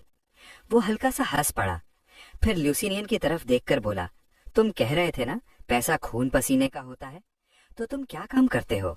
देखने से तो कुछ खास लग नहीं रहे, कहीं लड़कियों पर डिपेंडेंट तो नहीं हो? ये सुनकर ल्यूसिनियन गुस्सा हो गया। वो लड़ने के लिए आगे बढ़ा, लेकिन यूनमाओ ने उसे रोक लिया। बस करो, प्रॉब्लम मत क्रिएट करो। फिर वो मेरी तरफ देखकर बोली, ज्ञान, मैं अब मजाक के मूड में नहीं हूँ। मुझे पता है तुम किस बात से परेशान हो। अगर तुम वापस आते हो तो मैं तुम्हें कंपनी में वापस ले लूंगी, 10% एक्स्ट्रा शेयर्स भी दूंगी। अब तो सेटिस्फाइड हो ना? मैं कुछ बोलता उससे पहले मेरा फ्रेंड हंस पड़ा। सॉरी, मैं इसे ऑलरेडी अपनी कंपनी में ले आया हूँ, 40% शेयर्स दे चुका हूँ। ये सुनकर यूनमाओ का फेस एक सेकंड के लिए चेंज हो गया। फिर वो ठंडी नजर से मुझे देखकर बोली, ज्ञान, अच्छे से सोच लो, हर कंपनी की स्ट्रेंथ अलग होती है, सिर्फ परसेंटेज देखकर डिसीजन मत लो। मतलब वो इनडायरेक्टली कह रही थी उसकी कंपनी ज्यादा पावरफुल है। सच ये था, पहले उसकी कंपनी आगे थी, लेकिन अब मेरे फ्रेंड की कंपनी टेक्नोलॉजी में स्ट्रांग हो चुकी थी, करोड़ के प्रोजेक्ट्स आ रहे थे। अब वो उससे आगे निकल चुकी थी। और मुझे पता था यूनमाओ का मैनेजमेंट और ल्यूसिनियन को फेवर करना उसकी कंपनी को फ्यूचर में प्रॉब्लम देगा। लेकिन मैं कुछ बोला नहीं, वो वैसे भी नहीं सुनती। मेरा फ्रेंड भी उससे आर्ग्यू नहीं करना चाहता था। उसने कैजुअली मुझसे पूछा, ड्राइवर आया क्या? मैंने बोला, अभी चेक करता हूँ। तभी एक ड्राइवर यूनिफॉर्म वाला आदमी भागते हुए आया। सर, मैं आपका ड्राइवर हूँ, कार कहाँ है? मेरा फ्रेंड बोला, मेरी कार फ्लैशी है, इसकी कार चलाओ। उसने मेरी तरफ इशारा किया। मैंने बिना सोचे कीज दे दी। 2 मिनट बाद वो ड्राइवर एक हाई एंड पॉर्श लेकर आया और बोला, सर, ये कार तो मस्त है, काफी महंगी होगी। मैंने ल्यूसिनियन की तरफ देखा, वो कार को घूर रहा था। यूनमाओ भी कुछ सोच रही थी, उसका एक्सप्रेशन अच्छा नहीं था। मेरा फ्रेंड मुस्कुराकर बोला, कुछ खास नहीं, बस 1 करोड़ के अराउंड है, कंपनी बोनस है। फिर उसने ड्राइवर से बोला, वैसे हमें एक परमानेंट ड्राइवर चाहिए, 20,000 पर मंथ काम करोगे? ड्राइवर खुश हो गया, सच में सर, जरूर। मेरा फ्रेंड बोला, कॉन्ट्रैक्ट अभी भेज देता हूँ। ड्राइवर बोला, मैं अच्छा काम करूंगा सर। दोनों बात करने लगे। तब तक यूनमाओ मुझे ठंडी नजर से देखकर चुपचाप वहां से चली गई। ल्यूसिनियन भी उसके पीछे चला गया। थोड़ी देर बाद कॉन्ट्रैक्ट साइन हो गया। मैंने फ्रेंड से पूछा, तुमने सच में ड्राइवर हायर कर लिया? वो बोला, हाँ, पहले से प्लान था। तुम अब हमारी कंपनी का इम्पोर्टेंट पार्ट हो। आगे मीटिंग्स और पार्टीज होंगी, तुम्हें ड्रिंक करना पड़ेगा। हर बार ड्राइवर ढूंढना पॉसिबल नहीं। फिर मैंने बोला, पर सैलरी थोड़ी ज्यादा नहीं है? मार्केट रेट से काफी ज्यादा है। युनमाओ की कंपनी में मेरी सैलरी भी सिर्फ 15,000 थी। मेरा फ्रेंड जैसे पहले से जानता था मैं ये पूछूंगा। उसने मेरे शोल्डर पर हाथ रखकर बोला, इतना भी ज्यादा नहीं है। जब तुम ड्रिंक करते हो, ड्राइवर तुम्हारी लाइफ हैंडल करता है। उसकी बात सही थी। मैंने और कुछ नहीं बोला। उसके बाद हम पूरी तरह प्रोजेक्ट पर फोकस करने लगे। कभी कभी फ्री टाइम में मैंने नोटिस किया, पहले युन मंगाओ बहुत पोस्ट्स करती थी, अब वो बिल्कुल क्वाइट हो गई। लुसिनियन भी चुप हो गया, शायद लास्ट इंसिडेंट के बाद। मैंने सोचा अब युन माओ भी गिव अप कर देगी और हम दोनों का कनेक्शन खत्म हो जाएगा। लेकिन ऐसा नहीं हुआ। एक दिन जब हम काम में बिजी थे, मेरा फ्रेंड मेरे पास आया और धीरे से बोला, युन माओ का कॉल आया था। मैं कुछ पूछता उससे पहले वो बोला, लगता है वो तुमसे मिलने आएगी। जो भी डिसीजन लो मैं तुम्हारे साथ हूँ, पर मैं यही चाहूंगा तुम इन्फ्लुएंस ना हो। ये कहकर वो चला गया। मैं थोड़ा कंफ्यूज हो गया, लेकिन मैंने ज्यादा सोचा नहीं, काम करता रहा। दोपहर को युनमाओ का कॉल आया। मैंने उठाया, लेकिन उस साइड से कुछ देर तक साइलेंस था। इतना साइलेंस कि मुझे लगा कॉल कट हो गया। फिर उसकी आवाज आई, बस मजाक बंद करो, क्या हम फिर से साथ आ सकते हैं? उसकी आवाज पहली बार वीक लग रही थी। मुझे हंसी आई। वो अभी भी सोच रही थी मैं मजाक कर रहा हूँ। मैं चुप रहा। फिर वो बोली, मैंने तुम्हारे फ्रेंड से बात की। उसने बताया तुम्हें पहले भी साथ बिजनेस करने को बोला था, फिर भी तुमने मुझे चूज किया। मुझे नहीं पता था तुमने मेरे लिए इतना सैक्रिफाइस किया। मैं मानता हूँ लुसिनियन के आने के बाद मैंने तुम्हें इग्नोर किया, लेकिन हम 10 साल से साथ हैं। क्या ये सब सिर्फ 10 महीने की वजह से खत्म हो जाएगा? उसकी आवाज भर आई, जैसे रो पड़ेगी। मैं थोड़ा रुक गया। 10 साल की यादें दिमाग में आने लगी। वो टाइम याद आया जब हम स्ट्रगल कर रहे थे, एक दूसरे का सपोर्ट करते थे, प्रॉब्लम्स में एक दूसरे को संभालते थे। एक बार इन्वेस्टमेंट के लिए मैंने इतनी शराब पी थी कि होश खो बैठा था। बेहोश होने से पहले मैंने देखा युन माओ रो रही थी, मुझे संभालते हुए एम्बुलेंस कॉल कर रही थी। हॉस्पिटल में 7 दिन एडमिट रहा। वो दिन रात मेरी केयर करती थी और साथ में कंपनी भी संभाल रही थी। तब वो मुझे सच में प्यार करती थी। मैं प्रेजेंट में वापस आया। मैं कुछ बोलने वाला था, तभी फोन पर लुसिनियन की आवाज आई, ब्रदर शियान, प्लीज सिस्टर युन को माफ कर दो। मैं सॉरी हूँ आपको गलत फील करवाया। अगर आप चाहो मैं कल ही रिजाइन कर दूंगा। मैं कभी आपके सामने नहीं आऊंगा। युन माओ ने उसे रोका नहीं, जैसे वो भी ये मान रही हो। मुझे अंदर से अजीब फील हुआ, जैसे मैं ही उनके बीच थर्ड पर्सन हूँ। चाहे ब्रेकअप हो या ना हो, चाहे लुसिनियन रिजाइन करे या ना करे, फ्यूचर में वो युन माओ के लिए एक परफेक्ट मेमोरी बन जाएगा। टाइम के साथ उनका बॉन्ड और स्ट्रांग होगा। मैं हंस पड़ा और बोला, अब तुम बोलो। मैंने हल्की सी स्माइल के साथ कहा, कंपनी का आधा शेयर दे दो। मैंने कहा, जो एसेट्स तुम्हारे नाम पर हैं, उनका भी आधा हिस्सा मुझे चाहिए। मुझे अच्छी तरह पता था युन मंगाओ कभी अग्री नहीं करेगी। कंपनी के शेयर्स और एसेट्स ही रीजन थे जिसके लिए लुसिनियन उसके साथ था। जैसे मैंने सोचा था, फोन के दूसरी साइड 5 मिनट तक साइलेंस रहा। फिर लुसिनियन गुस्से में बोला, ब्रदर शियान, तुम्हारी डिमांड बहुत ज्यादा है। सिस्टर युन ने इतनी मेहनत से कंपनी बनाई है, तुम बस बोलकर आधा सब कुछ लेना चाहते हो? तुम्हें शर्म नहीं आती? मैंने उसकी बात इग्नोर की और कामली बोला, हम दोनों अब बड़े हो चुके हैं। कुछ पाना है तो कुछ खोना पड़ेगा। तुम सब पाना चाहते हो बिना कुछ खोए? ऐसा कैसे पॉसिबल है? 3 दिन का टाइम दे रहा हूं, सोच लो। और मैंने कॉल कट कर दिया। मुझे लगा वो गिव अप कर देगी, लेकिन उसी शाम उसका कॉल आया। वो बोली, आधा ज्यादा है, 20% दे सकती हूँ। मैंने सीधा कहा, आधा मतलब आधा। 1% भी कम हुआ तो डील कैंसिल। अगर नहीं दे सकती तो फिर कॉल मत करना। Call cut.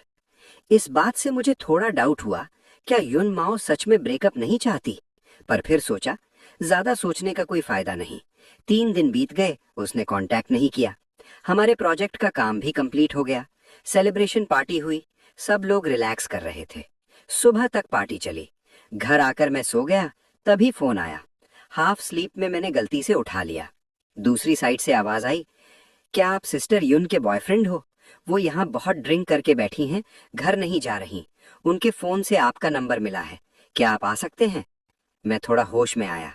मैंने कहा, अब किसी और को बुला लो। उन्होंने बोला, लेकिन वो कह रही हैं अगर आप नहीं आए और उन्हें कुछ हो गया तो आप रिस्पॉन्सिबल होंगे। मुझे हंसी आई। मैं उठा और बोला, लोकेशन भेजो।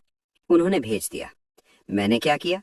पुलिस को कॉल किया, उन्हें सिचुएशन और लोकेशन बता दी, फोन म्यूट करके वापस हो गया। जब उठा तो युन माओ के 10+ मिस्ड कॉल्स थे और बहुत सारे मैसेजेस। पहले शॉक, फिर गुस्सा, फिर गाली, फिर इमोशनल ब्रेकडाउन। मैं सिर्फ एक छोटी गलती की थी, मैंने तुम्हें चीट नहीं किया, फिर तुम इतने हार्टलेस क्यों हो? मैं पढ़ ही रहा था तभी उसका कॉल फिर आया। इस बार मैंने उठाया, उसकी आवाज कमजोर थी। शियोन, मैंने सोच लिया, मैं हार गई। मैं तुम्हें नहीं छोड़ सकती। हाफ शेयर्स तुम्हारे, मेरे एसेट्स का भी आधा तुम्हारा। वापस आ जाओ। मैंने टाइम देखा, 5 दिन हो चुके थे। मैं कामली बोला, सॉरी, 3 दिन का टाइम खत्म हो गया, अब मेरा डिसीजन चेंज हो चुका है। वो कुछ बोलने वाली थी लेकिन जोर से खांसने लगी। थोड़ी देर बाद उसने कहा, तुम इतने बदल कैसे गए? मैं सिर्फ हल्का सा मुस्कुरा दिया और कुछ नहीं बोला। पहले यून माओ भी ऐसे ही करती थी, छोटी बात का बहाना बनाकर मेरा बोनस काट देती थी और वो पैसे ल्यूसिनियन को दे देती थी। आज मैं बस वही कर रहा हूं जो उसने मेरे साथ किया था। सच है, जब तक खुद पर ना गुजरे इंसान को दर्द समझ नहीं आता। उसे मेरी इंटेंशन समझ आ गई। उसने ठंडी हंसी के साथ बोला, गुशियांग, मैं तुम्हें अब पहचान नहीं पा रही। फिर वो जोर से खांसने लगी। उसकी सांस हैवी हो रही थी। मुझे एक पल के लिए लगा पूछूं कैसी हो, लेकिन फिर सोचा वो इसे मेरी केयर समझेगी, इसलिए मैंने चुप रहना बेटर समझा। वो खुद ही बोली, मुझे बुखार है शियन, मैं अभी हमारे पुराने घर में हूं। मैंने वो घर वापस खरीद लिया।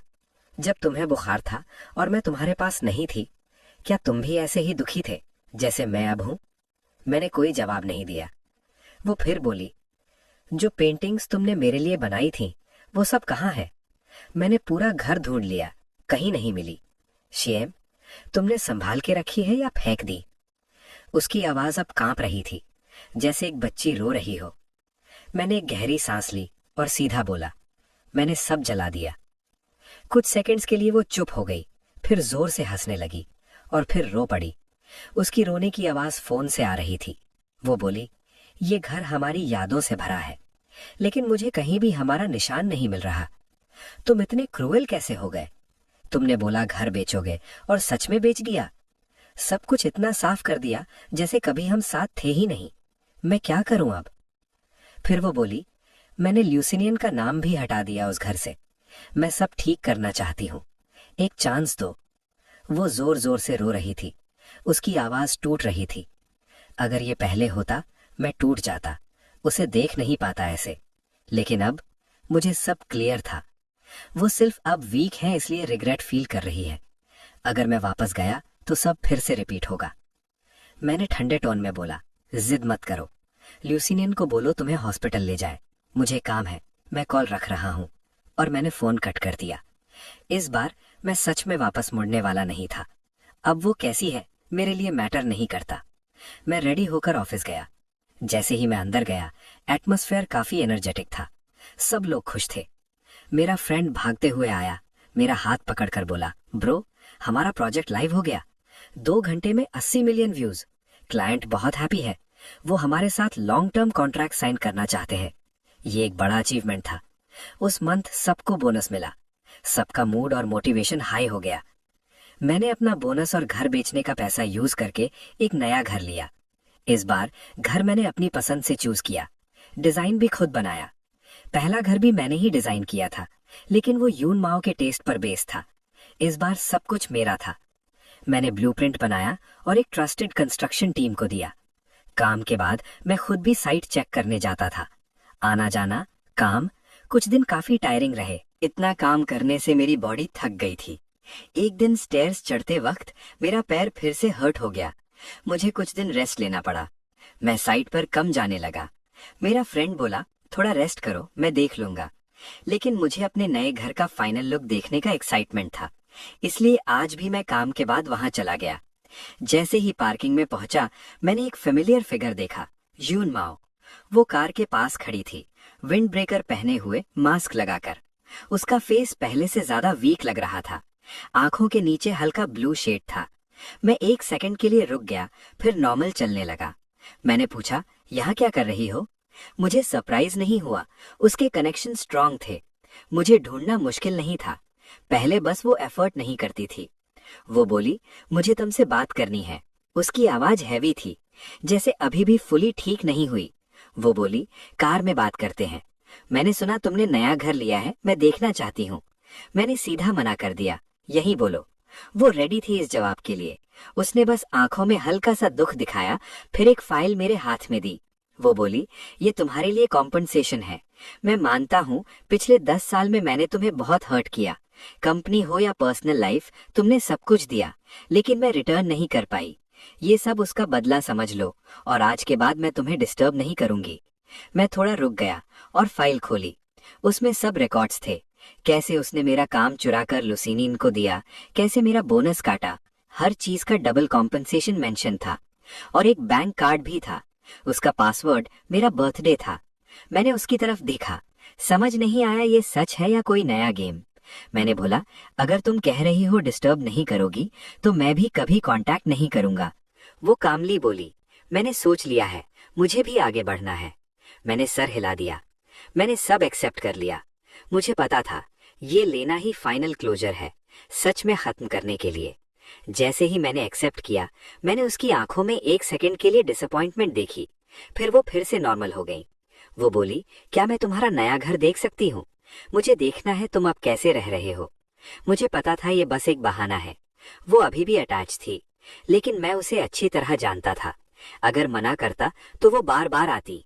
मैंने सोचा एक फाइनल एंडिंग देना ही बेटर है। मैंने कहा, चलो। मैं कार की तरफ बढ़ा, तभी वो जल्दी से आई और बोली, मैं ड्राइव करूंगी, तुम्हारा पैर अभी ठीक नहीं है। मैं थोड़ा सरप्राइज हुआ। उसे मेरे इंजरी का पता था। पहले होता तो मुझे खुशी होती, लेकिन अब सब कुछ लेट हो चुका था। मैं चुप रहा और उसके साथ कार तक गया। जैसे ही मैं पैसेंजर सीट खोलने लगा, मैंने देखा वहां एक छोटा सा डॉल रखा था। सीट बेल्ट लगा हुआ था उस पर, और उस पर एक लेबल चिपका था, लुसीनियन, और नीचे लिखा था, जब मैं ना हूं ये डॉल सिस्टर यून के साथ रहेगा। साथ में एक क्यूट इमोजी भी था।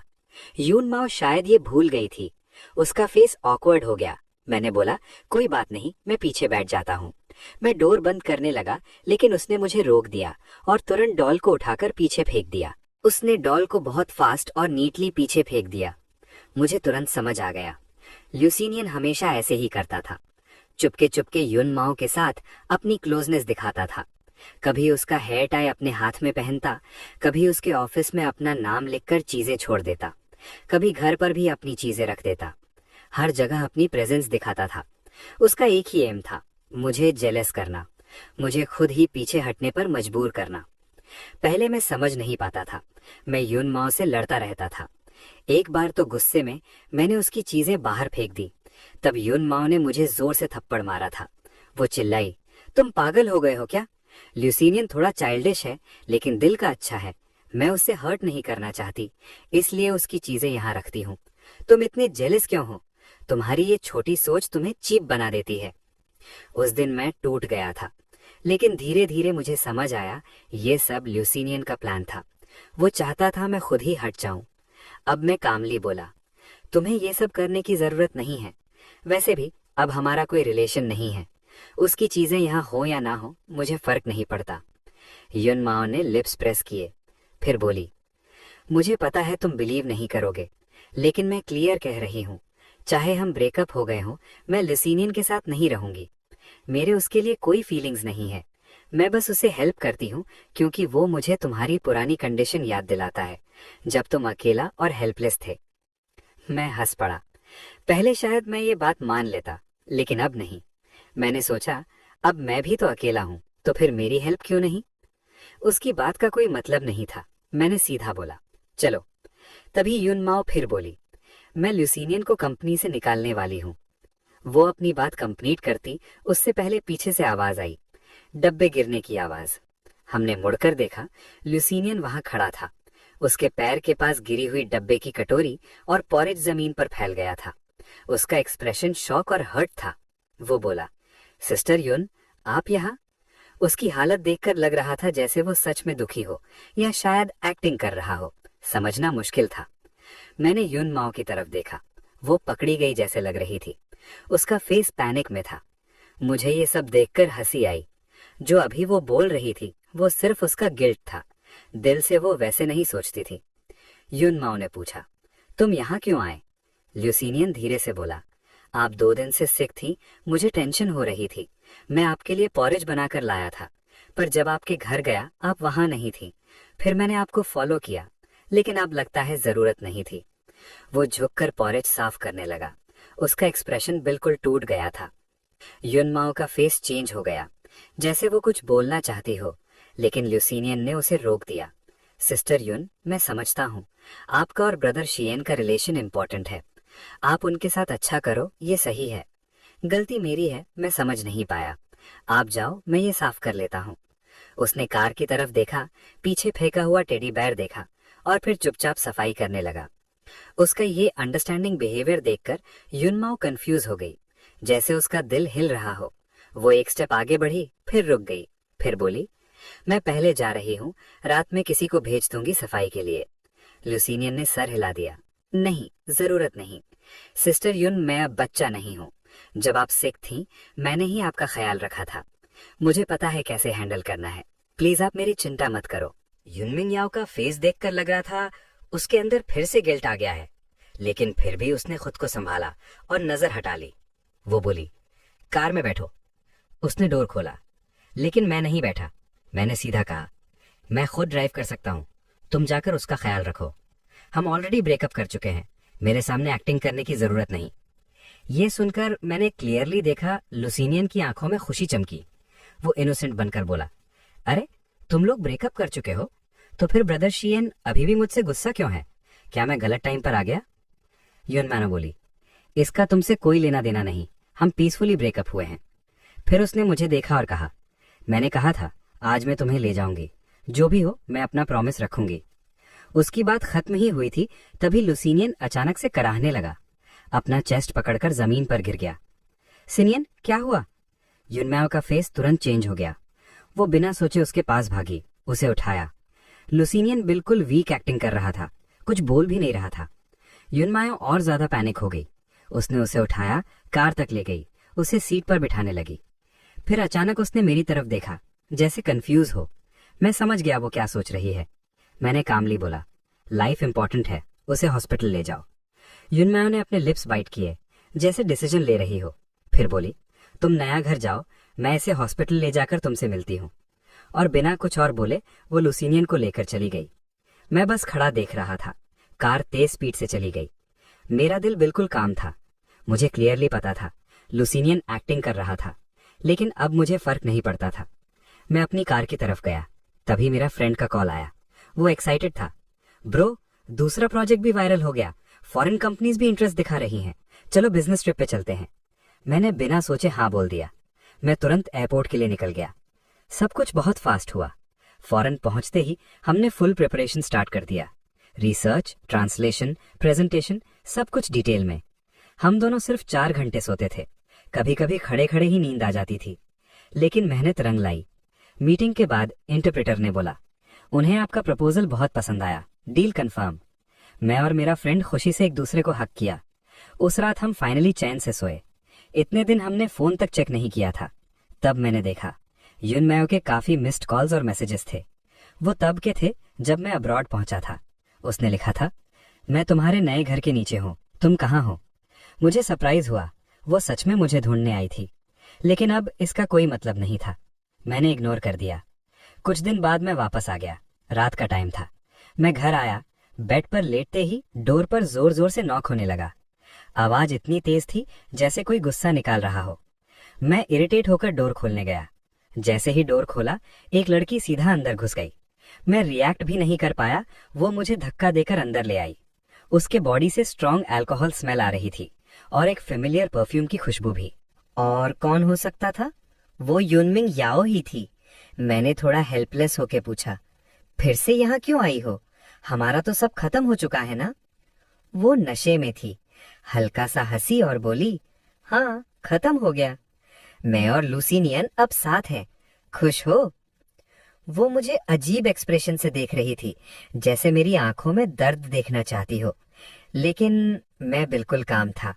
ये सब मैं पहले ही एक्सपेक्ट कर चुका था। मैंने सीधा बोला, फिर यहाँ क्यों आई हो इतनी रात को इतना पीकर? क्या तुम्हारे बॉयफ्रेंड को पता है? मैं उसे कॉल करता हूँ, वो तुम्हें ले जाएगा। मैं फोन निकालने लगा, लेकिन वो गुस्से में आ गई। उसने मेरा फोन छीनकर जोर से फेंक दिया। फोन टूट गया। वो चिल्लाई, तुम्हें जरा भी फीलिंग्स नहीं है? पता है, उस दिन मैं तुम्हारा इंतजार करती रही, तुम मुझे इग्नोर करके भाग गए, तुम तो फौरन भी चले गए। वो हंसी, फिर उंगली दिखाकर बोली, गुयान तुम झूठे हो। मुझे रिग्रेट है तुम्हारे साथ रहना। हमें पहले ही ब्रेकअप कर लेना चाहिए था। वो ऑलमोस्ट कंट्रोल लूज कर चुकी थी। मैं थोड़ा टेंशन में आ गया, नेबर्स डिस्टर्ब हो सकते थे। लेकिन तभी लूसी नियान वहां आ गया। उसने मुझे एक स्ट्रांग लुक दिया, फिर युनमाओ का हाथ पकड़कर बोला, चलो तुमने बहुत पी ली है, मैं तुम्हें घर ले चलता हूँ। युनमाओ थोड़ी शांत हो गई। उसने एक लास्ट बार मुझे देखा, फिर बिना कुछ बोले लूसी नियान के साथ चली गई। उस दिन के बाद मुझे युनमाओ के बारे में ज्यादा कुछ पता नहीं चला। कभी कभी लूसी नियान सोशल मीडिया पर उनकी फोटोज डालता, लेकिन जल्दी डिलीट भी कर देता। फिर धीरे धीरे सब क्लियर होने लगा। मेरे फ्रेंड ने बताया, उसकी कंपनी का हाल खराब हो रहा है, मैनेजमेंट वीक हो गया था, एम्प्लॉयज रिजाइन करने लगे। लूसी नियान भी प्रॉब्लम्स क्रिएट कर रहा था। एक बार तो उसने गुस्से में इम्पोर्टेंट प्रपोजल फाड़ दिया, कंपनी का लाखों का नुकसान हो गया। युनमाओ ने उसे फायर कर दिया, लेकिन फिर भी वो दोनों साथ रह रहे थे। रिलेशनशिप और भी टॉक्सिक हो गया था। कभी कभी तो उनकी लड़ाई इतनी बढ़ जाती थी कि हॉस्पिटल तक बात पहुंच गई। मेरे कुछ पुराने कलीग्स भी मेरे पास आए। वो सब लॉयल लोग थे। मैंने और मेरे फ्रेंड ने उन्हें अपनी कंपनी में ले लिया। मैंने कुछ ज्यादा रिएक्ट नहीं किया, मुझे सब समझ आ रहा था। युनमाओ का डाउनफॉल स्टेप बाय स्टेप वही हो रहा था जो एक्सपेक्टेड था। उसकी सक्सेस भी लूसी नियान की वजह से, और फेलियर भी उसी की वजह से। अगर वो वक्त पर रुक जाती तो सब बच सकता था, लेकिन अब वो रुकना नहीं चाहती थी और गलती पे गलती करती जा रही थी। दूसरी तरफ मेरी लाइफ बेटर होती जा रही थी। मेरे फ्रेंड की कंपनी ग्रो कर रही थी, फॉरेन प्रोजेक्ट सक्सेसफुल रहे, नए कॉन्ट्रैक्ट्स मिलते रहे। मैं धीरे धीरे अपनी लाइफ रीबिल्ड कर रहा था, और सबसे इम्पोर्टेंट, इस बार मैं खुद के लिए जी रहा था। सिर्फ 3 महीने में ही मैंने वो अचीव कर लिया जो मैं पहले 1 साल में करने का प्लान बना रहा था। उसके बाद मैं और मेरा फ्रेंड कंपनी को और एक्सपैंड करने के बारे में बात करने लगे। हमारी सोच काफी मैच करती थी, लेकिन बहुत सारे फैक्टर्स देखकर हमने प्लान ड्रॉप कर दिया। कुछ दिन तक डिस्कशन चलता रहा, लेकिन फाइनल प्लान रेडी नहीं हुआ। कभी कभी हम आर्ग्यू भी करते थे, लेकिन मेरा फ्रेंड युनमाओ जैसा नहीं था। पहले जब भी मेरा और युनमाओ का काम पर डिसएग्रीमेंट होता, वो सीधा बोल देती थी, मेरे तरीके से करो। चाहे वो सही हो या गलत, उससे फर्क नहीं पड़ता था। नहीं मानो तो प्रपोजल रिजेक्ट। लेकिन मेरा फ्रेंड मेरी बात ध्यान से सुनता था, फिर अपनी ओपिनियन देता था। हमारे आर्ग्यूमेंट्स हमें और मैच्योर बना रहे थे। आज भी एक डिस्कशन के बाद मैं थक कर घर आया। नया घर अब रेडी हो चुका था। मैं बाथटब में बैठकर रिलैक्स कर रहा था, सोच रहा था नेक्स्ट स्टेप क्या होगा। तभी फोन आया। मैंने हाथ साफ करके फोन उठाया। कॉलर देखकर थोड़ा सरप्राइज हुआ। युनमंग आया हो। लास्ट बार मिलने के बाद लगभग 6 महीने हो गए थे। कभी कभी बिजनेस पार्टीज में मिलते थे, बस फॉर्मल हेलो फिर अलग। लेकिन हर बार मुझे लुसिनियन की जलती हुई नजरें फील होती थी। समझ नहीं आता था इतने टाइम बाद भी वो इनसिक्योर क्यों है। मैंने कॉल उठाया। वो बोली, शियन, मेरे घर का वाटर पाइप टूट गया है, क्या तुम आकर देख सकते हो? उसकी आवाज थोड़ी अजीब थी, जैसे अभी रो कर आई हो। मैंने सीधा बोला, रिपेयरमैन बुला लो या लुसिनियन को बुलाओ। मुझे ये स्ट्रेंज लगा। अब हमारा कोई रिलेशन नहीं था, फिर भी वो मुझे कॉल कर रही थी। कुछ सेकंड साइलेंस रहा, फिर वो बोली, मैं और लुसिनियन ब्रेकअप कर चुके हैं, उसे कंपनी से भी निकाल दिया, अब हमारा कोई कांटेक्ट नहीं है। मैं थोड़ा सरप्राइज हुआ। उससे पहले मैं कुछ पूछता, वो रोती हुई बोली, रिपेयरमैन ट्राई किया पर रात हो गई है, मुझे समझ नहीं आ रहा क्या करूं। अगर तुम नहीं आए तो शायद मैं। उसकी आवाज टूट रही थी। फोन से ठंडी हवा की आवाज आ रही थी। मुझे लगा कुछ गलत है। मैंने पूछा, अभी कहाँ हो तुम? थोड़ा रुक कर वो बोली, रूफटॉप। मेरे दिमाग में तुरंत एक पुरानी मेमोरी आई। जब कंपनी नई थी और लॉस हुआ था, तब वो सुसाइड करने चली गई थी। तब मैंने उसे बचाया था। मैंने सोचा वो अब मैच्योर हो गई होगी, लेकिन लगता है नहीं। अब जब मुझे पता है वो डेंजर में हो सकती है, मैं इग्नोर नहीं कर सकता था। मैंने सांस ली और बोला, रुको, मैं आ रहा हूँ। मैं तुरंत रेडी होकर वहां गया। दरवाजा खोला तो वो खड़ी थी, आंखें रो रो कर लाल। घर में पानी फैला हुआ था। पाइप सच में टूट गया था। मैं अंदर गया, चेक किया, सिर्फ कनेक्शन लूज था। मैंने टूल्स लिए, थोड़ा टाइट किया और प्रॉब्लम सॉल्व हो गई। मैंने कहा, बस सफाई कर लेना। फिर मैं निकलने लगा, लेकिन जैसे ही मैं मुड़ा, उसने पीछे से मुझे पकड़ लिया। मुझे हक करके जोर जोर से रो रही थी। वो बोली, शियन, तुम अभी भी मुझसे प्यार करते हो ना? नहीं तो तुम आते ही नहीं। सॉरी, मैं गलत थी। मुझे सब समझ आ गया है। क्या हम वापस जा सकते हैं? मैं 1 सेकंड के लिए रुक गया, फिर उसके हाथ हटा दिए और कामली बोला, तुम गलत समझ रही हो। मैं फ्री में नहीं आया। Repair charge 100 rupees. मैंने बोला, एली पे या वी चैट? यून माओ मुझे देख रही थी। उसके होठ कांप रहे थे। कुछ देर बाद उसने फोन निकाला और पैसे ट्रांसफर किए, 10,000। मैंने तुरंत एक्सेस अमाउंट वापस कर दिया और उसकी आंखों में देखकर कहा, अब हम बराबर हैं, सब क्लियर। वो धीरे से मेरे वर्ड्स रिपीट करने लगी, फिर हल्की सी कड़वी स्माइल दी। मैं बिना पीछे देखे वहां से निकल गया।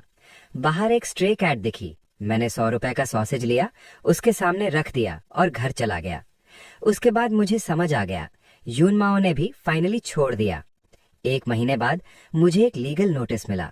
केस फाइल किया गया था, कंपनी के सीक्रेट डॉक्यूमेंट्स चुराने का। प्रूफ भी पूरा तैयार था, पेपर्स, ट्रांजैक्शन रिकॉर्ड्स और एक वीडियो। वही दिन का वीडियो जब मैं उसके घर पाइप ठीक करने गया था। वीडियो एडिट किया गया था। ऐसे दिखाया गया जैसे मैं डॉक्यूमेंट्स ढूंढ रहा हूँ। ये वीडियो इंटरनेट पर वायरल हो गया। लोग बातें बनाने लगे। मेरे प्रोजेक्ट की पॉपुलैरिटी ऑलरेडी हाई थी, तो हेटर्स और भी ज्यादा एक्टिव हो गए।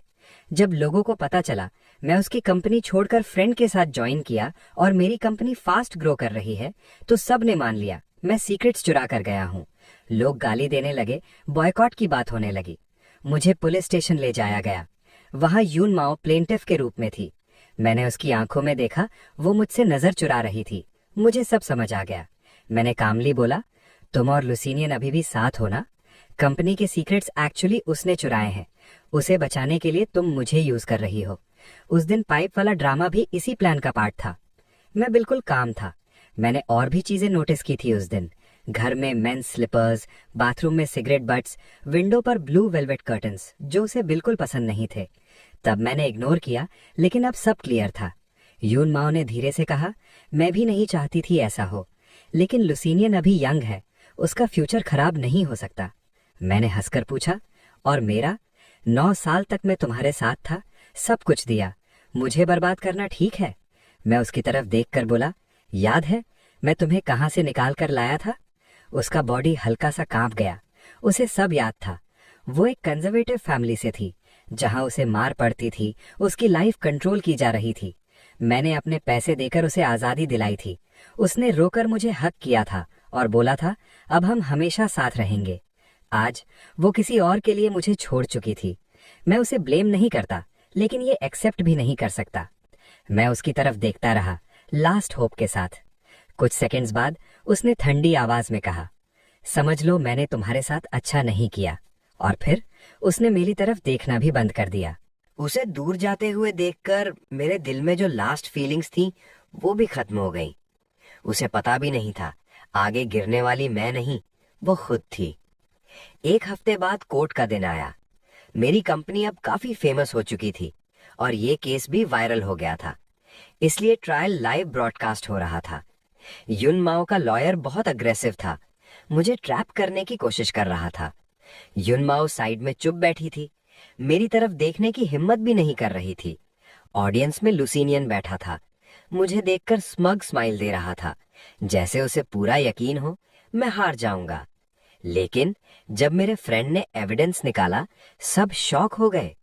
एक रिकॉर्डिंग प्ले हुई जिसमें युन माओ और लुसीनियन की साजिश क्लियरली सुनाई दे रही थी। सब सच समझ गए।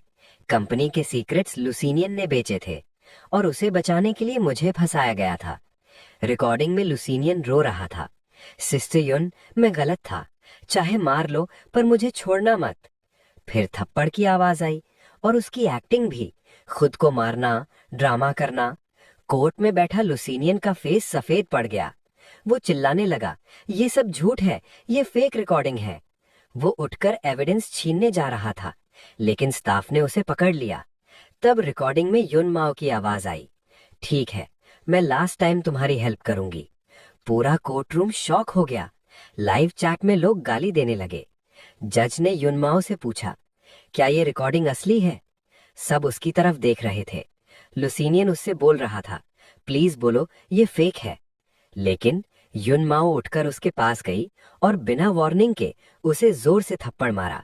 फिर सीधा बोला, रिकॉर्डिंग सच है, मैंने ही गुजियान को फंसाया। पूरा कोर्ट साइलेंट हो गया। फिर ऑनलाइन लोग और भी ज्यादा रिएक्ट करने लगे।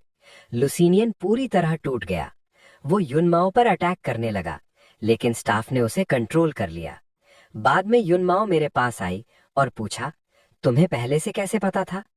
मैंने कामली जवाब दिया, जब मैं तुम्हारे घर से निकला मेरे फ्रेंड को सब पता चल गया था। उसने मुझे वॉर्न भी किया था। उस दिन जब मैं तुम्हारे घर आया मुझे पता था ये ट्रैप हो सकता है, फिर भी मैं आया, सिर्फ तुम्हारे लिए नहीं, अपने प्लान के लिए भी। सच ये था, मैं और मेरा फ्रेंड काफी टाइम से युन माओ की कंपनी एक्वायर करना चाहते थे, लेकिन मौका नहीं मिल रहा था। और फिर वो खुद ही हमें मौका दे गई। मैं थोड़ा रुक कर बोला, पहले मैं हेजिटेट कर रहा था, लेकिन उस दिन तुमने जो किया उसके बाद मुझे कोई डाउट नहीं रहा। उस दिन मैंने उससे सब सच बता दिया, वर्ड बाय वर्ड, जो वो कभी नहीं जानती थी।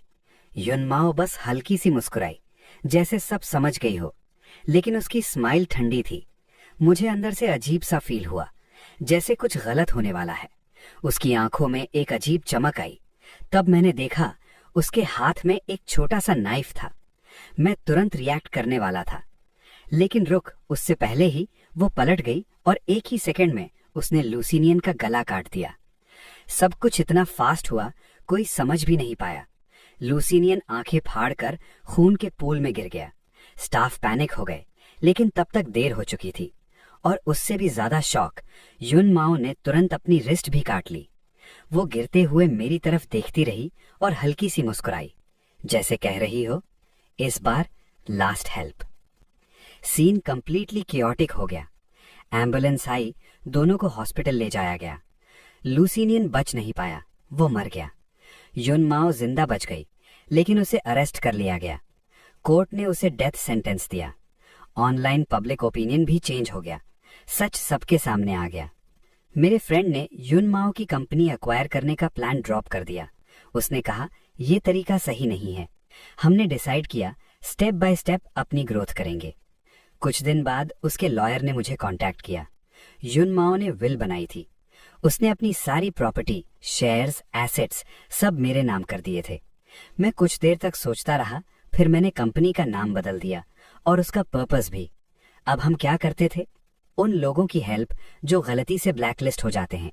कंपनीज को सच बताते ताकि इनोसेंट लोग बर्बाद ना हो, और फीस भी बहुत कम रखते ताकि छोटे लोग भी अफोर्ड कर सकें।